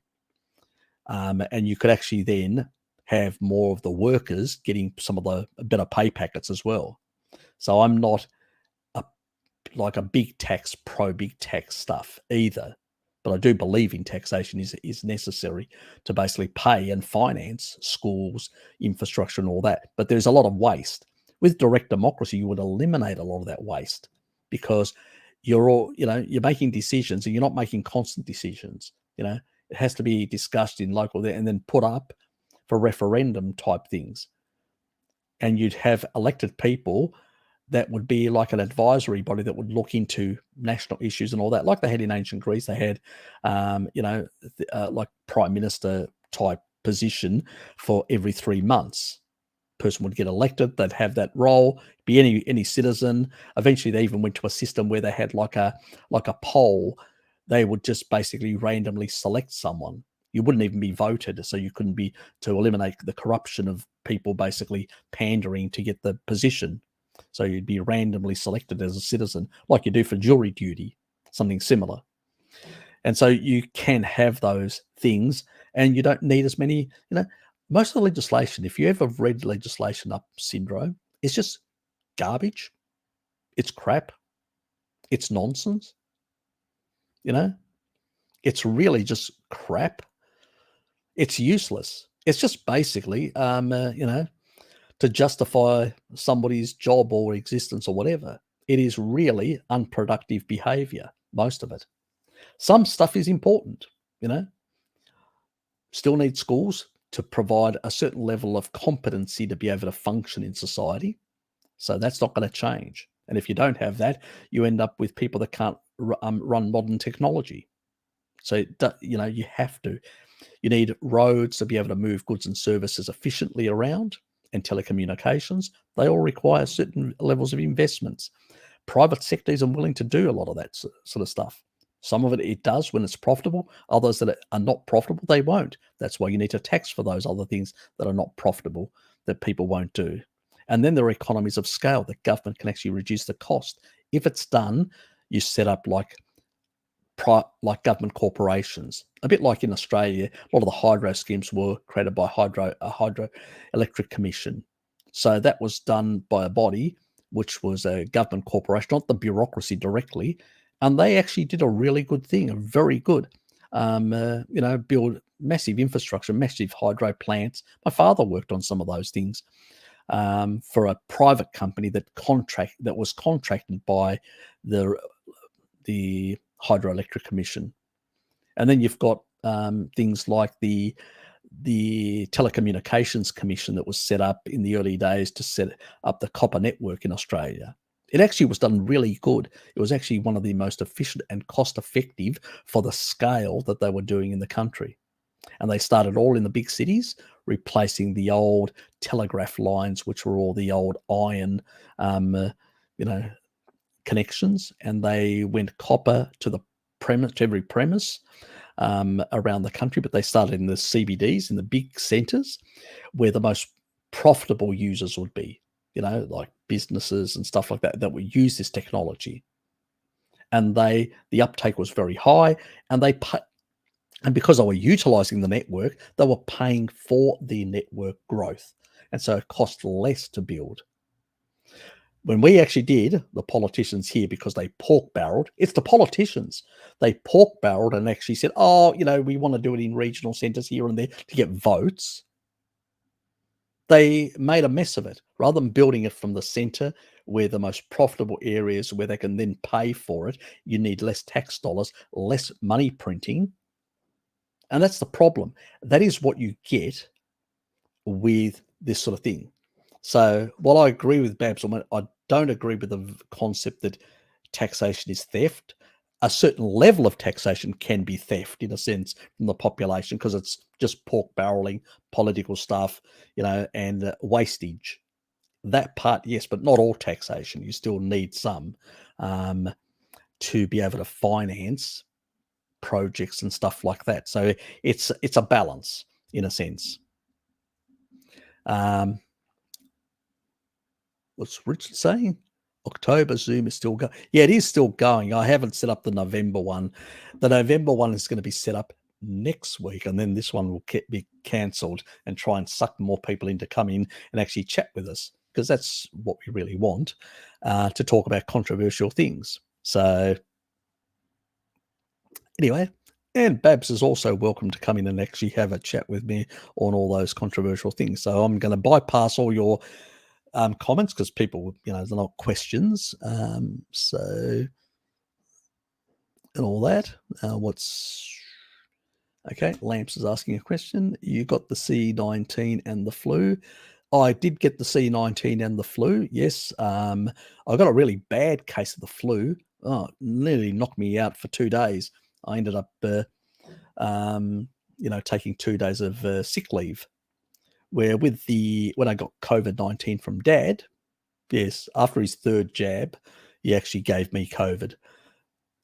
And the only thing that I got was the first day, after 3 days, since I'd actually had dinner with him on the Sunday, my midday that I usually have with Dad sometimes. And then Monday, Tuesday, Wednesday, nothing. Thursday night, I felt like really crap. And I'd actually had some of the testing stuff at home. And I said, no, I'm not going to do it now. I'll see how I feel. It could be nothing. I'll see tomorrow. And on Friday morning, I did the test. I found that I was positive on the rat test. And then I just contacted work. And the only thing that I had was, that everybody seems to have, is at the back of my neck, I had it was like a scratchy sort of feeling.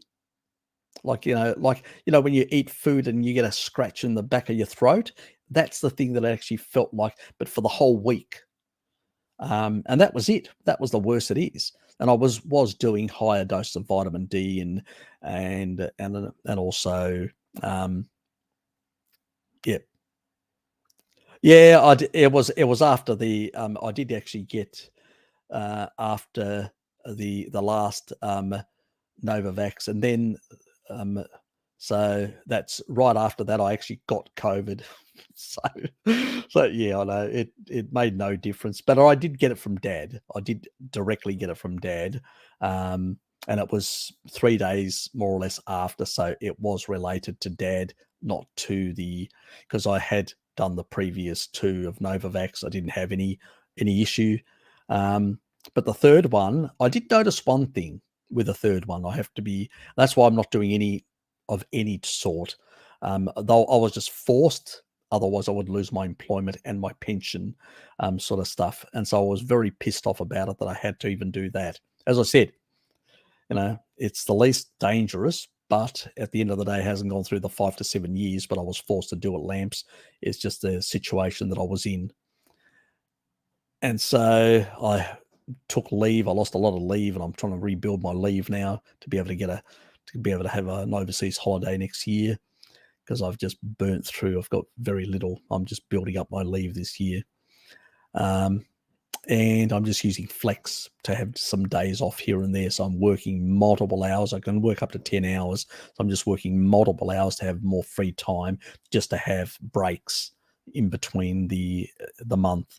So yeah, I'm not necessarily doing holidays or long holidays, but just short, long weekends and stuff like that, which is better than nothing. But that's what they've left me with under the circumstances. 4 years out, I get treated like trash by my work, So yeah, 4 years out of retirement. What a wonderful way of being treated. Yeah, anyway. No, I wouldn't recommend Novavax. I wouldn't recommend anything. Our bodies, if you're on a species appropriate diet, got a good vitamin D level and all that, you don't need it. Novavax, even back then, I didn't recommend it. I recommend it as the safest alternative to holding your employment. That was the only thing. And that was quite clear in every single one of my videos. Even though phase 3 of the testing was done independently, unlike, our dear friends at Pfizer and Moderna. They didn't do any independent. They did it in-house, and as we know, quite fabricated in many regards. Where with Novavax, they did in 30 hospitals, 3 in northern Mexico, 27 in the southern states of North America, the US, and they were done randomized control, double-blind, placebo-controlled. They basically had a placebo group and an intervention group, and the doctors, all the people providing and doing the analysis, didn't know who got what. That's a double-blinded. And when they looked at the results, and this was also in hospitals where the comorbidities were much higher in that population compared to the general population, more sick people with greater comorbidities and issues, and they didn't see any of the issues that they were seeing in the other vaccines. But I'll tell you one thing that I did get when I didn't do my vitamin D. I actually did, that was an experiment that I did. I just wanted to know, does it, how, when I didn't do a vitamin D and I didn't do my taurine, I dropped it for that period, and I did the third vax of Novavax, I can tell you I got a really bad reaction in my arm lamps. And not only did I get a really bad reaction, I also got the outer part of my skin, this scaly, patchy stuff had emerged. So it was severely, because with a good vitamin D status and a good taurine, you'd have rapid clearance. You'd protect the immune system from immunosenescence and all that. So what I suspect is I got, this is more what people would get that were on a standard diet. So I was trying to replicate that rather than ancestral. So on ancestral Novavax, you can tolerate it a bit better. On that, and I suspect because it is on a lipid nano raft with multiple spikes. Now, obviously, it's not replicating; it's not around; it's localized. But that massive amount with a not as well supported immune system with the species appropriate things like your vitamin D and taurine, it seemed I reacted worse to it, and I had like a scaly thing. I mean, Hello Kitty. I mean, I don't know whether she's here. I remember showing her. I had a bit of a scaly thing, and it took a number of days to go away. I think it was well over a week, which was surprise. And I had severe pain in my arm as well. And I, once I actually upped my vitamin D again and my taurine, it went away much more rapidly. So it's. Yeah. I'm just reminding people, just confirm, say yes. He had that little thing, on his on his skin that actually broke out, like a breakout of where you get the roughness and all that. So yeah, it was. So that's the only reaction I had on the third one, and it was localized, but it was definitely So I suspect other people probably also got it from the excess amount of spikes on that raft, actually causing localized reactivity.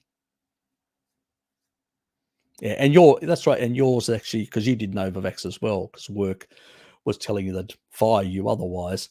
You're under pressure as well. So yeah, so that's the sort of thing, and that's why I say, well, we don't need it. Taurine, vitamin D, meat, that's all we need. It keeps us healthy. We don't need these contraindicated things in that reality. And now that's not mandated, not putting a gun to our head in terms of our employment or anything like that. It's a bit like also when I actually said, people asking me, what do I do back when they were about to lose their job and they had kids and mortgages and all that. And they said, I've got all these, there's Pfizer or the AstraZeneca. And I told them the Astra. Not that I supported the Astra. But I said, one is in a lipid nanoparticle will go into your cells and replicate massively, a bigger spike load. This one is in an adenovirus, a monkey adenovirus, and once it enters your system, your immune system sees it as foreign and will go after it. That means less of the less of the virus of the adenovirus will survive the initial assault from a good, healthy immune system, and you'll get less going into the cells to replicate. So you'll end up with a less spike load being replicated in a sense. And that's where, doing the protocols of vitamin D and taurine and all that to sort of, pump up your immune system to deal with this early assault from the adeno intervention, let's call it. You know what I mean? So again, it was something that I wasn't prepared to take. I was prepared to lose my job over taking any one of those things. So I held out, and they did give me some time to basically go for the Novavax option. But that's all, so it was either I was committed to taking something or I would lose my employment. So in the end, we came to an amicable agreement with work that they would they wouldn't take away my employment. Yeah. So that's how it sort of worked out. It wasn't a happy time. Let's say it was quite stressful, extremely stressful. I felt like I aged a couple of years because I was so stressed out of my mind. I was really feeling down. I wasn't depressed, but I was down. I was angry, more angry than depressed. But I just couldn't. Yeah. And sometimes I would go home and just punch things just to basically vent that anger, so I wouldn't actually vent it on other people that didn't deserve it. So yeah, I know. Look, a lot of us have gone through a lot of shit, and I sympathize with everyone. Anyway, many people liked, and over 400 people watched Harry's October Zoom meeting. Well, I wish more would pop in. Anyway, Luann, how are you? Hi, Harry. Do you agree some carnivores need more thiamine? Not really. I don't. Just eat more piggy. You'll get plenty of thiamine. It's the richest. Piggy and tuna are the richest sources of thiamine. Generally speaking, in the early stages, if people still have some metabolic syndrome issues, they may need a bit of more thiamine. That's true, but not to you don't need massive amounts. You're not going to fix a mitochondrial problem with extra thiamine. It doesn't work that way. There is a downstream problem, and that is in the mitochondria, which can't utilize energies efficiently. And then using excess thiamine, just trying to force the issue, it's like using excess NAD, trying to force the issue, may reduce slightly the issue, but won't resolve the issue. It can cause more problems down the track in terms of damage to the mitochondria, by over energizing the Krebs cycle and all that, and pushing substrates into a system that's already damaged, which is the electron chains. You got to fix those before, you're putting the horse before the cart, in a sense.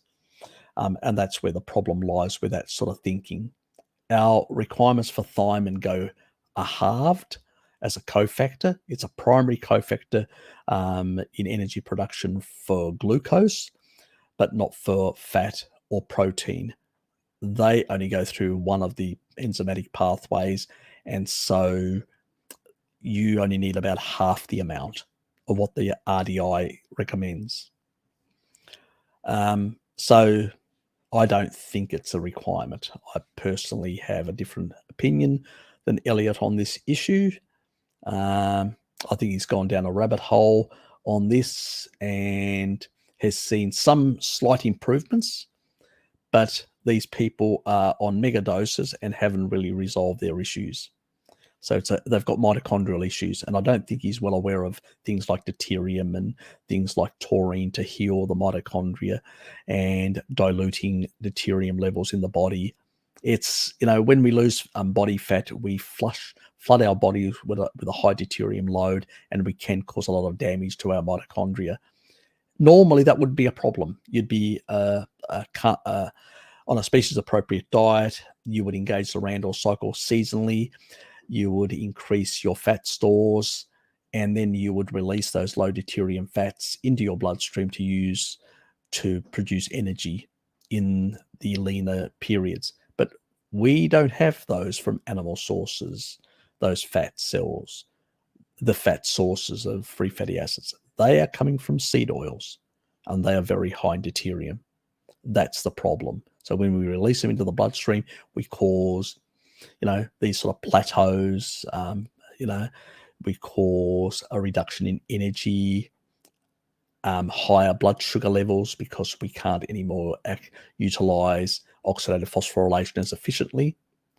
A lot of things start happening, and we go, well, what happened? Well, the thing that happened is you just flushed shitloads out of your fat cells, shitloads of high deuterium stuff, and you've done a lot of mitochondrial damage as a consequence of that. Now, that will heal over time, but it takes time, and it takes longer to heal than to prevent the damage in the first place. So you've got to actually, I've done the mistakes myself, believe me, and, caused myself all sorts of issues as well. And I'm slowly healing myself now to fix those problems. Learn from my mistakes is what I'm saying. These plateaus, everybody in the keto carnivore, all they're getting plateaus, and they're going back from one person to another person to another person, and they're getting the same things. Oh, you're doing it wrong. You're doing this. You should be doing that. Should be taking this supplement or whatever. No, they're missing the point. You've damaged your mitochondria from releasing a lot of high deuterium fats into the bloodstream, and now you're paying for it. You need to improve your sleep, circadian rhythms, lower your blue light in the evenings. You need to do all that sort of stuff to improve your melatonin production so you can heal your mitochondria. You need to do those sort of things. There's no way around it. There's no easy path back to health. Sorry, but that's the unfortunate truth of the way it is.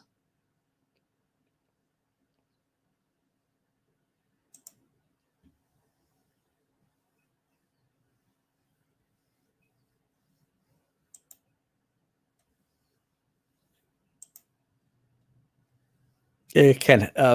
Thiamine can help with pain, stuff like that, but it won't fix underlying mitochondrial issues.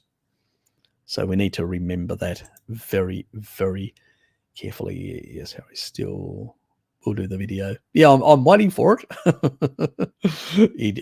Richard did promise that he'd do a Kiefer video for me some time ago. I never held him to it. I said, when you get a chance, yep, that's fine.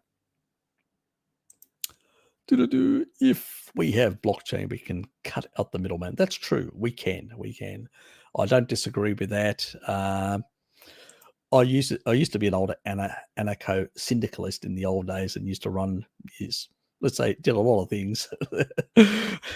So yeah, I did. Actually, my first article was in an anarcho-syndicalist newspaper. I was 15, and it was my first article that I wrote in that. So yes, very interesting, days. Brings back memories, Babs. Brings back memories. But I do have some of those sentiments myself in terms of a society of direct democracy. I am very much a proponent of direct democracy and social libertarianism. And I always will state social libertarianism. There has to be some regulation on economic libertarianism. And I'm not talking about pricing. That's where there should be freedom for pricing. The market should dictate pricing. What I'm talking about is like, you've got modern industry, effluent management, waste management, things like that. They need to be regulated. Environmental. I don't want to live next to a waste dump. Nobody does. You go to Africa, there's no regulation. People just pollute everywhere. So, and many people die as a consequence. That's not the sort of society I want to live in. So it has to have some level of regulation.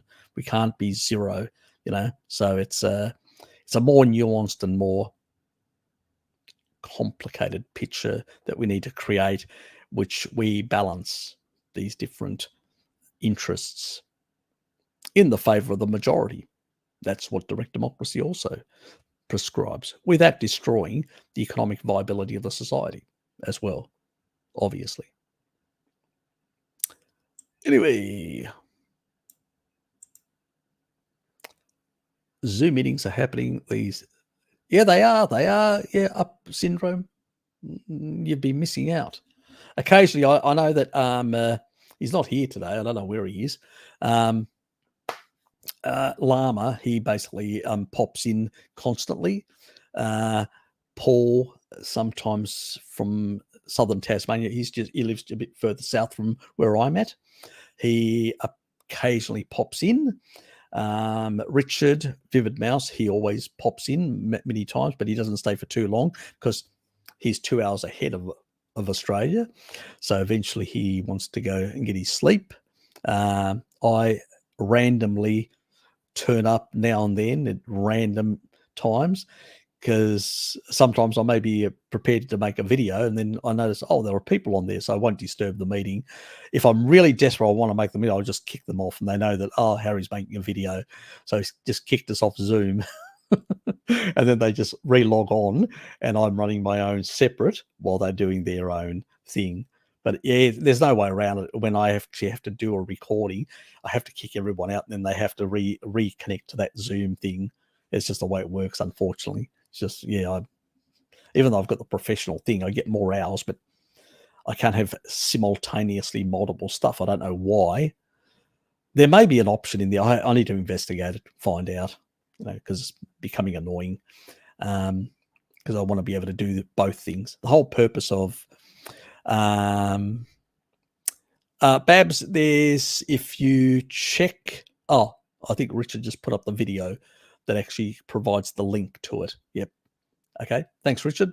So yeah, go to that and you'll actually find the Zoom link.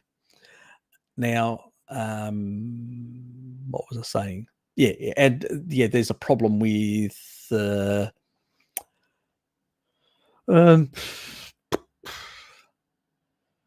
a big yeah, it is a bit of a hassle with the time. The biggest, I think forget about the Zoom sort of stuff. The biggest hassle with a lot of this sort of stuff is the time zones and all that. So I think what you guys need to do as well, and it's not only me, is when I post like the Zoom thing in their community page, just put in like comments and say, oh, look, I'm going to be on this time zone or whatever. I'm going to be in this. And if other people want to be on the same thing, go, oh, okay, all these other people are going to be on about this time. I'll pop on as well. Do you know what I mean? So if I know about it, I can actually plan better. If I know you guys are going to be on there, I'm going to go, yeah, fine. I'm going to turn up as well. If I've got free time in that time slot, I go, yep, okay, there's got a number of people. I can justify it to myself to turn up and say hello and chat about something or whatever. But if I turn up and there's nobody there, or sometimes just llamas there and going, I've got a suggestion for another video. I go, I don't have time, go away. And then he'll send me about 5 emails just telling me his idea. And I'll go, okay, sounds interesting. We'll discuss it when I've got a chance next week. I'm going to Zoom with him. I've got a separate Zoom for him. And I'll Zoom in and have a bit of a chat. He's got another idea for a short video. So we'll go through that. The other one he gave me, I've looked at it. I don't mind it. I think it's okay. I think I'll go with that. So I've already got one to go with. I just have to have a chat with him to, what he thinks is a catchy title. I'm really bad when it comes to these sort of things. Last time he told me my other title was really good, and then he said the other one just stunk. It was just so boring. And I said, okay, it was too clinical. He goes, yeah. So I said, well, come up with something different. And so he came up with something slightly different. I changed the title of that video. So basically, I do sometimes contact him to ask him what he thinks of my title and whether it's any good.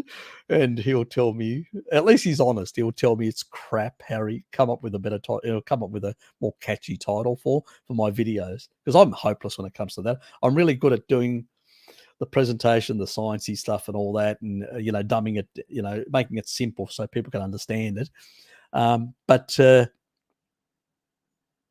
Yeah, I'm really hopeless with titles. And nowadays, in order to get the sort of right memes, to get the right titles, to get all these sort of stuff, to get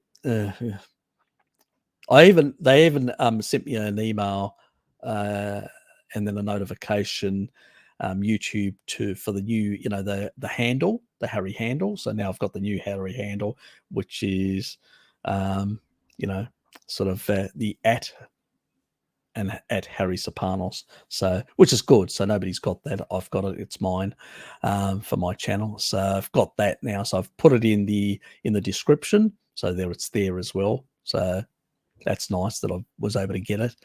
So it's a bit of a hassle in that way. So people can use that now to just plug it around the place, so people can know, check this out. Here's a handle. Go to this channel. So that's going to be helpful to getting the channel, more people to know about it, because a lot of people out there with all sorts of health problems, and they probably need the information and stuff like that. I've nearly finished my series of cancer. I've got 2 more videos, as I said, and then the final protocol to sort of pull it all together. So that's the next one. No, I'm not going to give it away. It'll be a surprise. I won't say exactly what the content is. I think sometimes I surprise you guys with the out of the box or other things you don't hear from other people. It's sort of, on the, a bit like the recent one with the calcium issue and the 25% of the population that are susceptible to that issue. So I think, yeah, I'll approach it that way. So, because as long as you don't know, you'll have to watch it to find out. Because I'm playing with your curiosity. I'm treating you like the cat. But without killing you, obviously. I need the subscribers. I can't kill them off.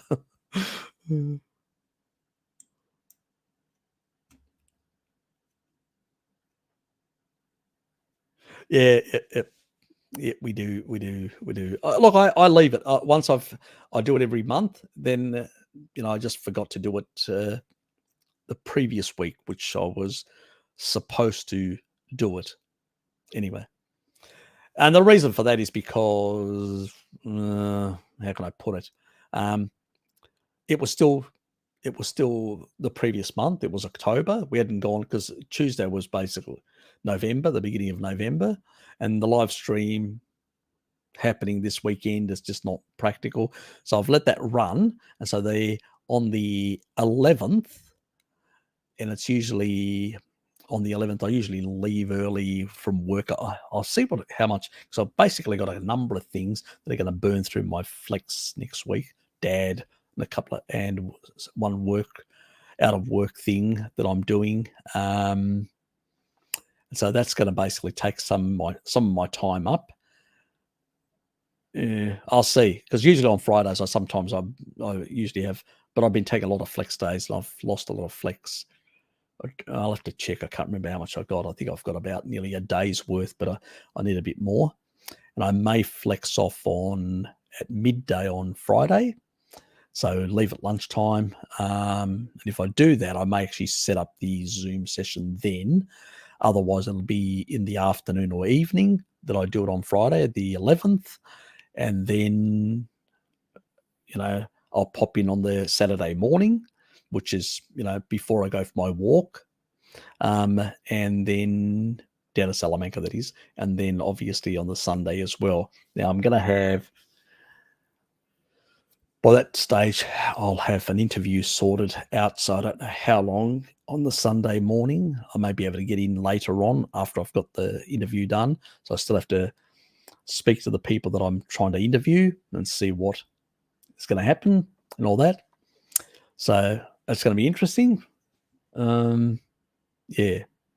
So we'll see how all that plays out. I'm still up in the air about it, but it will be, the next November Zoom will be on the community page sometime on Friday. That's Australian Eastern Standard Time, which means if you're in North America, it's the previous day in the evening. Or the very early hours of the morning on Friday, depending on when it's done by me. So that's sort of around about the period. It should be called Harry's Coffee Lounge. Actually, that sounds good. That actually sounds good. But actually, throw the Harry guy out. What about the Carney Coffee Lounge? That actually sounds even better. Carney coffee. Exactly, the Carney Coffee Lounge. Actually, I may use that. The Carney Coffee Lounge in brackets November, and and do it that way, November 2020, or I'll put the whole thing 2022, and then December 2022 and stuff like that.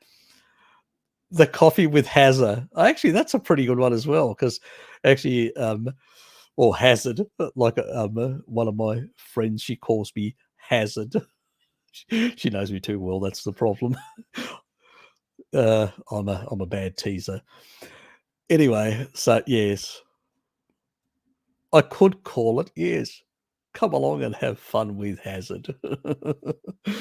There's a couple of things. Yeah, it's a good one, Darkfield. Yeah, that's definitely one. No, we don't want to use the Roy guy. Forget him. He's not always available. Carney sounds bad, Harry.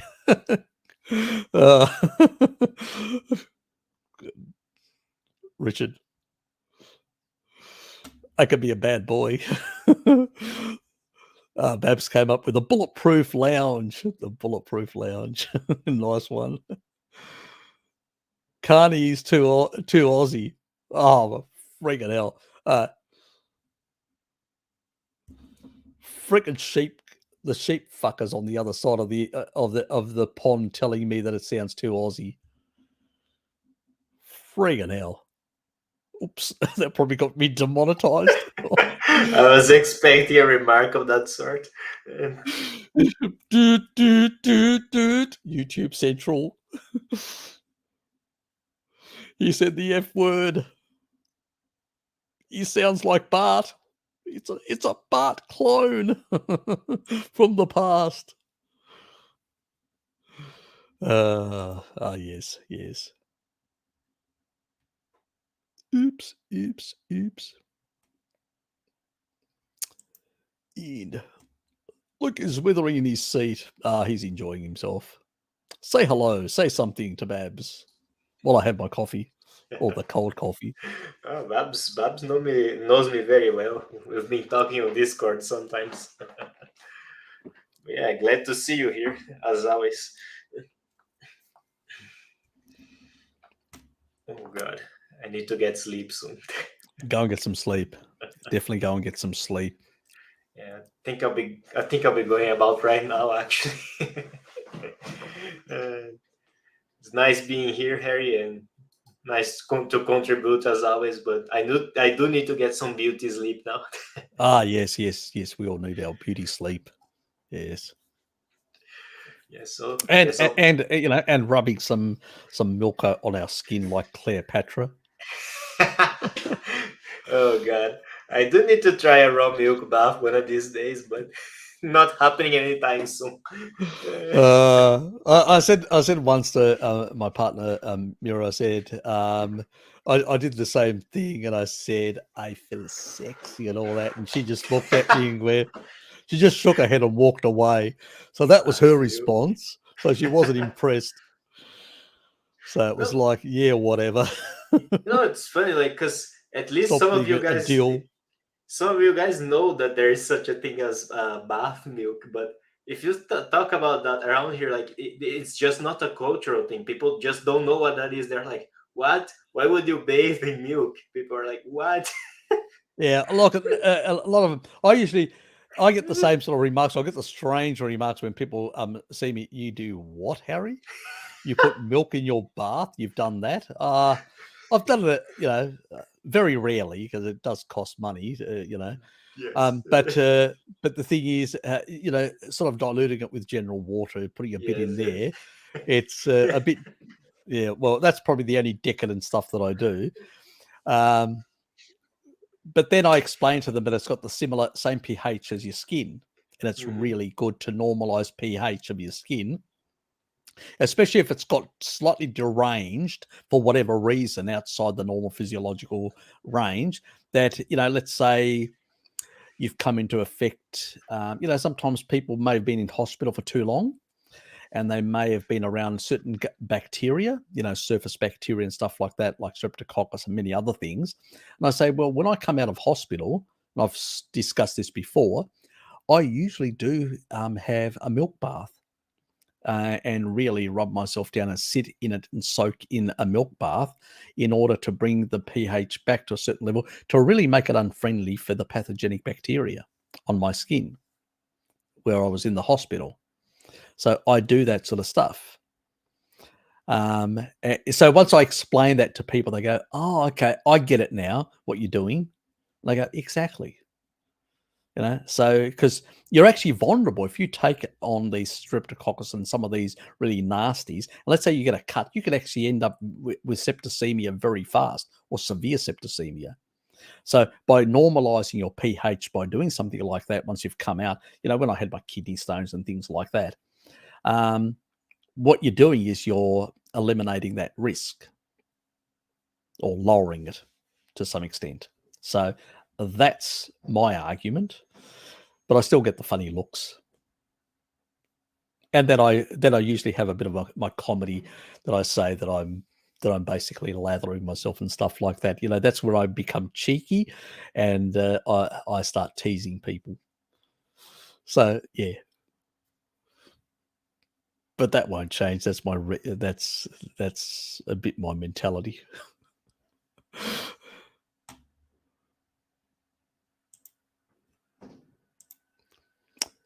Anyway, I'm going to pull the pin shortly as well, guys. Would have loved to stay. Actually, there was on that thought.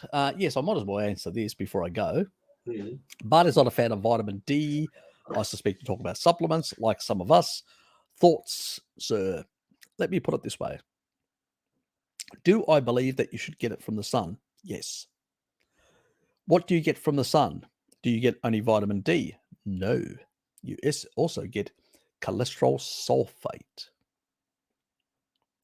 That is a key. It's a water-soluble form.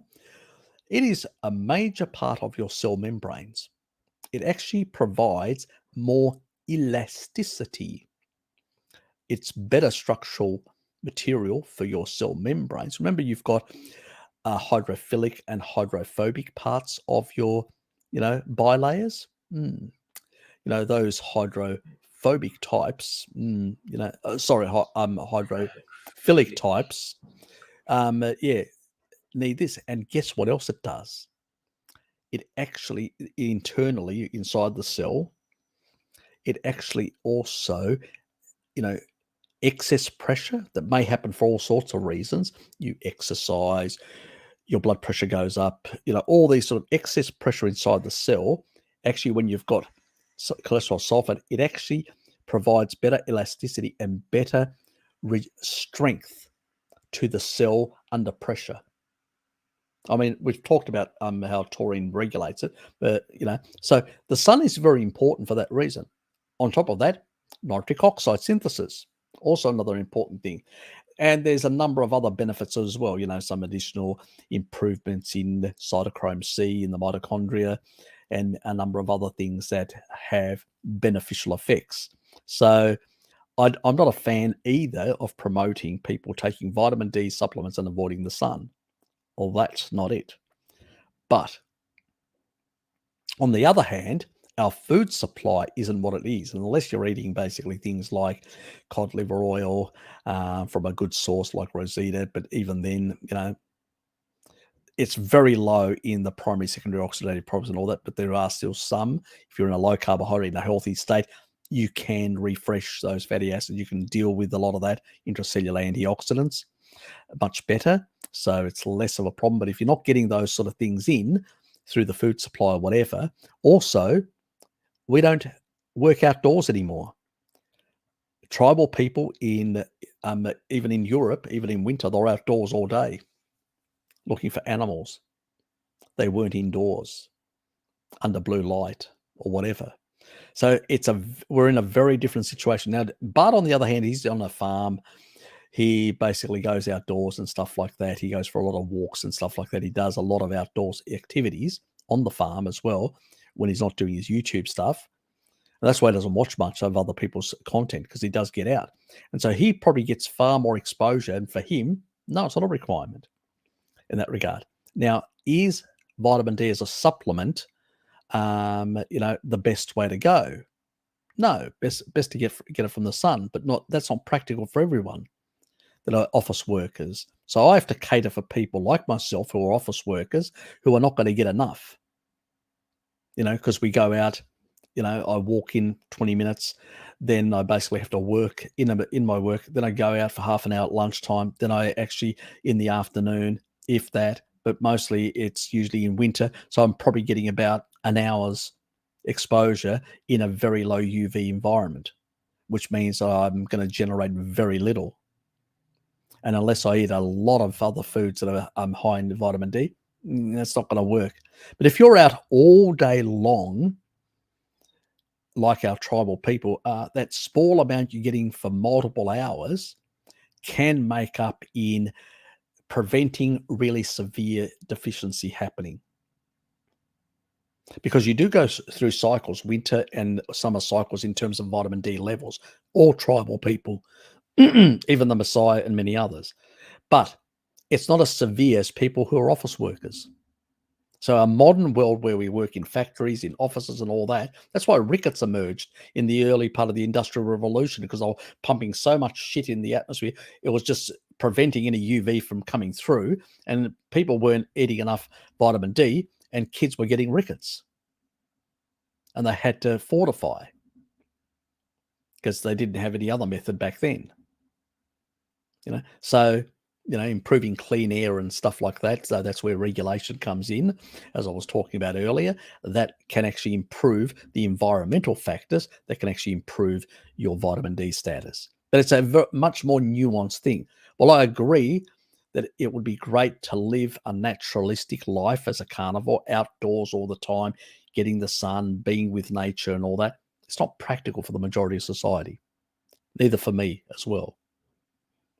So when I do it, I say, do it at midday. If you're going to take supplements, it has to be at midday. If you take it in the evening, it will stuff up your sleep patterns. So take it in the midday, like 11 o'clock, 10:30 to 11. Take it then. I usually take it at 11 because that's when I stop my time-restricted feeding. And I will have it at 11, and I'll have at the same time some cream for better absorption. So that's how I sort of do it.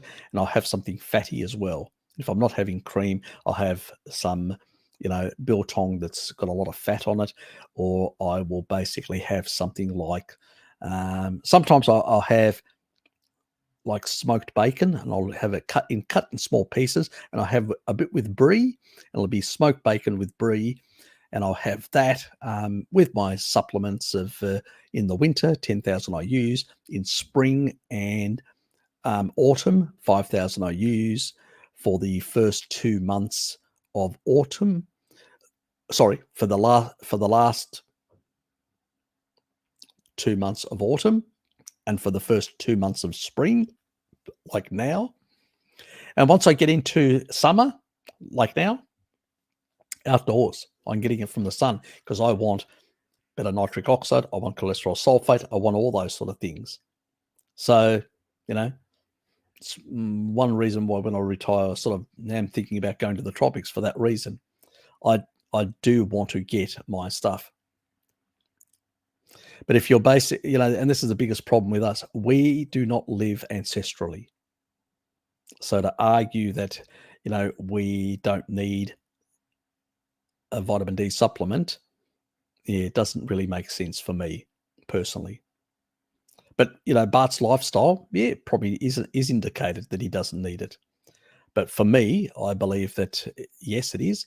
I won't need it when I'm in the tropics, or I'm doing more outdoorsy stuff. So I won't need it then, and I won't bother. But, if I was in the Mediterranean, living on a Greek island and being outdoors all the time, I wouldn't bother at all. So it really depends on your circumstances and all that. So we're trying to provide solutions, like some of the other stuff where people ask me and I go, well, do this, and, with the astaxanthin or it's not for everyone. or the vitamin E. It's not for everyone. We're talking about here for specific. We're dealing with specific issues and dealing with specific, interventions. Even Bart agrees with me that that you need supplementation and stuff like that to correct deficiencies or to fix things or stuff like that for certain people. Like you'll have a client and you'll recommend certain supplements and a number of things. But the healthier you get, and the least you'll need these things. You'll be able to walk away from them. But the only thing that actually remains, like my general stack, is choline, because sometimes I just can't be bothered having eggs. And so I'll use that because I've got a underlying genetic reason for it. The other one is taurine, because I've still got some damage and fibrosis to deal with, and mitochondrial damage, which I'm still healing. So I'm still using it in much larger amounts than a tribal person would use. You just get what they get from the food, from fresh food. And then also L-citrulline, which is a vasodilator, which I'll use here and there, especially when doing certain exercise and that, just to get a bit better pump. So I'll use that. Those are the key things that I use. And the only other thing is vitamin D. And the vitamin D is, now my B vitamins, why do I use those? They just to mitigate my alcohol cheating. And I've discussed that before. So we won't go into the cheats, but that's what I've used before, because you deplete a lot of B vitamins. That's what gives you a big hangover the next day, because you can't clear out the toxins because you deplete your B vitamins, not enough B vitamins to do the job. But that's the sort of things that I keep in my cupboard, so to speak. So it's mostly those. Now, the sort of other things that I've thrown in there, some of in the past were some of the Candida sort of stuff, the PQQ. I don't really bother buying that, even though I've still got some. I should give them to Dad. So the remainder of those, because I don't use them myself. I know that taurine improves, telomeres improves a lot of things in the body. So why bother? One for all. So I might as well give them to Dad, the PQQ stuff. And, some of the other stuff that I did use in the past were some of the Candida protocols and stuff like that, because I suffer from Candida as well from, just a poor diet that I had. So all these sort of things that I've used in the past, which I've shown on my live streams and things that I've used for those purposes. Probably should do a separate video some stage covering that once I've finished my other priorities. And so my sort of view is, it is important to expose the skin to the sun. It really is. It's not only vitamin D, it's also cholesterol sulfate. That's really important for the cell membranes, the integrity of cell membranes. So, don't use vitamin D as an excuse to avoid the sun, is what I'm trying to say. But do use it. I, in particular, use it before in the winter period. I used to basically use about 5,000 IUs. And in the summer, spring and autumn period, those periods that I've talked about that are closer to the winter months, I used to use it about 2,000 IUs. But once COVID came around and the immunosenescent damaging effects and stuff like that, I'm trying to mitigate as much of COVID damage as possible. And that's the reason why I'm using a bit more vitamin D nowadays than what I was using before. I've gone up to 10,000 and 5,000 in the other periods, and up my taurine levels, because I don't see this little bugger going away that they produce in that wonderful lab in China. But unfortunately, that's the situation that we find ourselves in the current world. I don't know why a country like Iran finances a drug company in Adelaide in Australia, creating a thing. Now, I suspect for commercial reasons, they're not releasing how the cleavage of the ACE2 receptor happens to prevent it from spreading. So you can actually have that vaccine, which is a protein-based like Novavax, but it prevents, remember I talked about it? And I was going to make a video on it. but I never did. Well, they still haven't released anything. That's why. And I think the Iranians who paid for the research don't want the information released, so it can't be copied by others.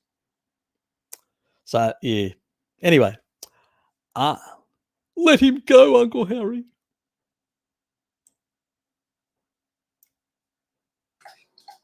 As you're going to end it now, I'll be leaving, I guess. Behave yourself, my dear. I'll come over and spank you. Anyway, probably enjoy it. That's the only problem. I'll probably upset her. Even that'll upset her. I think maybe. Anyway. Now I will leave it at there before I say things that I shouldn't say and get into even more trouble.